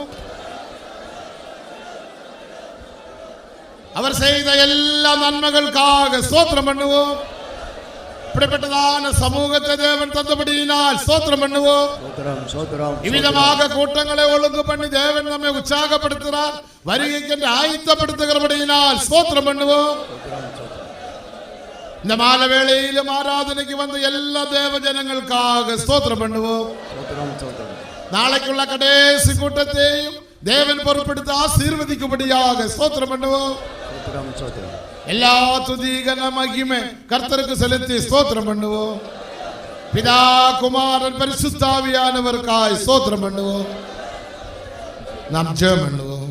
இரக்கமும் மனவருக்கமுமான தேவனே, உம்மை நாங்கள் துதிக்கிறோம். மனுஷன் அழிந்து போவது உம்முடைய சித்தம் அல்ல. அழியாமையும் சீவனையும் உண்டாக்குவதற்காக நீர் மரித்து உயிரோடு எழும்பியிருக்கிறீர். இந்த உலகம் கடைசி காலத்தில் எங்கு பார்த்தாலும் அழிவு தொடர்ந்து கொண்டு வருகிறது. பிசாசு மனுஷனை பாவத்துக்குள்ளாக்குறதுனால பாவத்தின் சம்பளம் மரணமாக இருக்கிறது. நாள்தோறும் அழிவு வந்து கொண்டே இருக்கிறது. ஆனாலும் நீதிமான்கள் நிமித்தம் அழிவை குறைத்து வைத்திருக்கின்ற வசனம் நிறைவேறுகிறது. களைகளை பிடுங்க போகிறோம் என்று சொல்லி கோதுமையும் வேரோடை பிடுங்காதபடி வையுங்கள். முடிவு காலத்தில் அறுப்பு காலத்தில் களைகளை பிடுங்கி அக்கினினால் சுட்டடித்த பிறகு கோதுமையை களைஞ்சி சேர்ப்பார் சொன்னீரே. கோதுமையாகிய உம்முடைய நீதிமான்களை சொர்க்கத்தில் எருசலேம் சீயோனில் சேர்க்கிறீர். அந்த சுவிசேஷம் இந்த நெய்யூரில் அறிவிக்கப்படுகிறவருடைய ஸ்தோத்திரம். உலகம் அழிவுக்குள்ள போகிறது. அழிவுக்கு தப்ப பல ஆலோசனைகள் பண்ணுகிறார்கள். அழிந்து போகிற இப்பிரபஞ்சத்தின் பிரபுக்களுக்கு அந்த ஞானம் வெளிப்படவில்லை. ஆண்டவரே, பரிசுத்த ஆவியை கொண்டு நீர் பரிசுத்தமாங்களுக்கு முன்னமே தொகையாக வெளியிட்டிருக்கிறீர். அந்த வேதத்தை நாங்கள் அறிகிறோம் சாமி. அந்த வார்த்தைகள் மாறாது அழியாத மகிமைக்கென்று ஏற்படுத்தப்பட்ட ரகசியமான ஞானத்தை அவர்கள் அறியவில்லை. இப்பிரபஞ்சத்தின் பிறகுகள் விஞ்ஞானிகள் அதை அறிய முடியவில்லை. ஆண்டவரே, மரணமும் நாசமும் அதை அறியதில்லை. அந்த ஞானத்தை தேவனுக்கு பயந்தவர்களுக்கு அதை தருகிறீர். தேவனே, இந்த சுவிசேஷத்தை கேட்ட ஜனங்கள் உமக்கு பயந்து அந்த பெரிய ரட்சிப்பை அடையும்படிக்கு உம்முடைய மரணத்தை விசுவாசிக்கட்டும், உம்முடைய உயிர்த்தெழுதலை விசுவாசிக்கட்டும், சீவனை விசுவாசிக்கட்டும். ஐயா, மரணத்தில் போக வேண்டாம். இந்த சத்தியம் கேட்ட ஜனங்கள் ஒருவராவது அழிவுக்குள்ள போக வேண்டாம். எந்த இடத்தில் போனாலும் அழிவுக்குள்ள போகக்கூடாது. வியாதிக்கு அடிமையா இருக்கக்கூடாது. பிசாசுக்கு அடிமையா இருக்கக்கூடாது. பிள்ளை சூனிய கட்டிகளில் அகப்பட்டுள்ள இருந்தாலும் அவர்கள் குற்றங்களை அறிக்கை செய்யட்டும். ஐயா, சுவாசியா இருந்தாலும் கூட பலர் அந்த கட்டிலில் இன்னும் கூட இருக்கலாம். அவளுக்கு இந்த சுவிசேஷம் கேட்ட நாளில விடுதலை கொடுமை. ஐயா, யாக்கோவுக்கு விரோதமான மந்திரவாதம் இல்லை, சிறுவேலுக்கு விரோதமான குறி சொல்லுதல் இல்லை என்று சொன்னீரே. அவர்கள் அக்கிரமத்தை காண்பதில்லை, அவர்களிடத்தில் குற்றம் காண்பதில்லை. குற்றமற்றவராக அக்கிரமங்களை அறிக்கை செய்து பில்லி சூனிய கட்டிலினால அகப்பட்டு வந்திருக்கிற அவர்கள் இன்றிரவில் அறிக்கை செய்து விடுதலை வரட்டும். அறிக்கை செய்து விடுதலை வரட்டும். தங்கள் அக்கிரமங்கள் குற்றங்களை அறிக்கை செய்து விடுதலை வரட்டும். சகல வியாதியிலிருந்து விடுவிக்கப்படட்டும். பாவத்திலிருந்து விடுவிக்கப்படட்டும். மனம் திரும்பி உடைய மரணத்துக்குள்ளாக ஞானஸ்தான சத்தியத்தை கீழ்ப்படியட்டும், பரிசுத்தாகி பெறட்டும். மையமுள்ள சபை வரையில் எடுத்துக்கொள்ளப்படும்படிக்கு உடைய ஊழியக்காரர்களையும் சுவாசிகளையும் புதிய ஆட்களையும் உடைய மகிமை கண்டு இந்த சுவிசேஷம் மூலமாக ஆயத்தப்படுத்தும் ஐயா, ஜெயாலிலா மாற்றும் ஐயா. 2 சேனைகளுக்கு சமானமான சபை வருகையில் எடுத்துக்கொள்ளப்பட தகுதிப்படுத்தும். இயேசுவின் நாமத்துக்கு கேட்கிறோம் பிதாவே, ஆமென். நமது கர்த்தராகிய இயேசு கிறிஸ்துவின் கிருபையும் பிதாவாகிய தேவனுடைய அன்பும் பரிசுத்தாவியானவருடைய ஐக்கியവും பாதுகாப்பும் നമ്മുടെ അനവരോട് വിശേഷமாக ദേവ സമൂഹത്തിൽ വന്ന് ആശീർവാദങ്ങൾ വിടുതലയെ പെറ്റ എല്ലാ ദേവജനങ്ങളോടും കൂടെ ഇന്റെ മുതൽ കൊണ്ട് என்றென்றைக்கும் இருப்பதாக. சத்தமையத்தின் 3 அல்லேலூயா சொல்லுங்கள். அல்லேலூயா. கர்த்தர் உங்கள் யாவரையும் ஆசீர்வதிப்பாராக. ஸ்தோத்திரம்.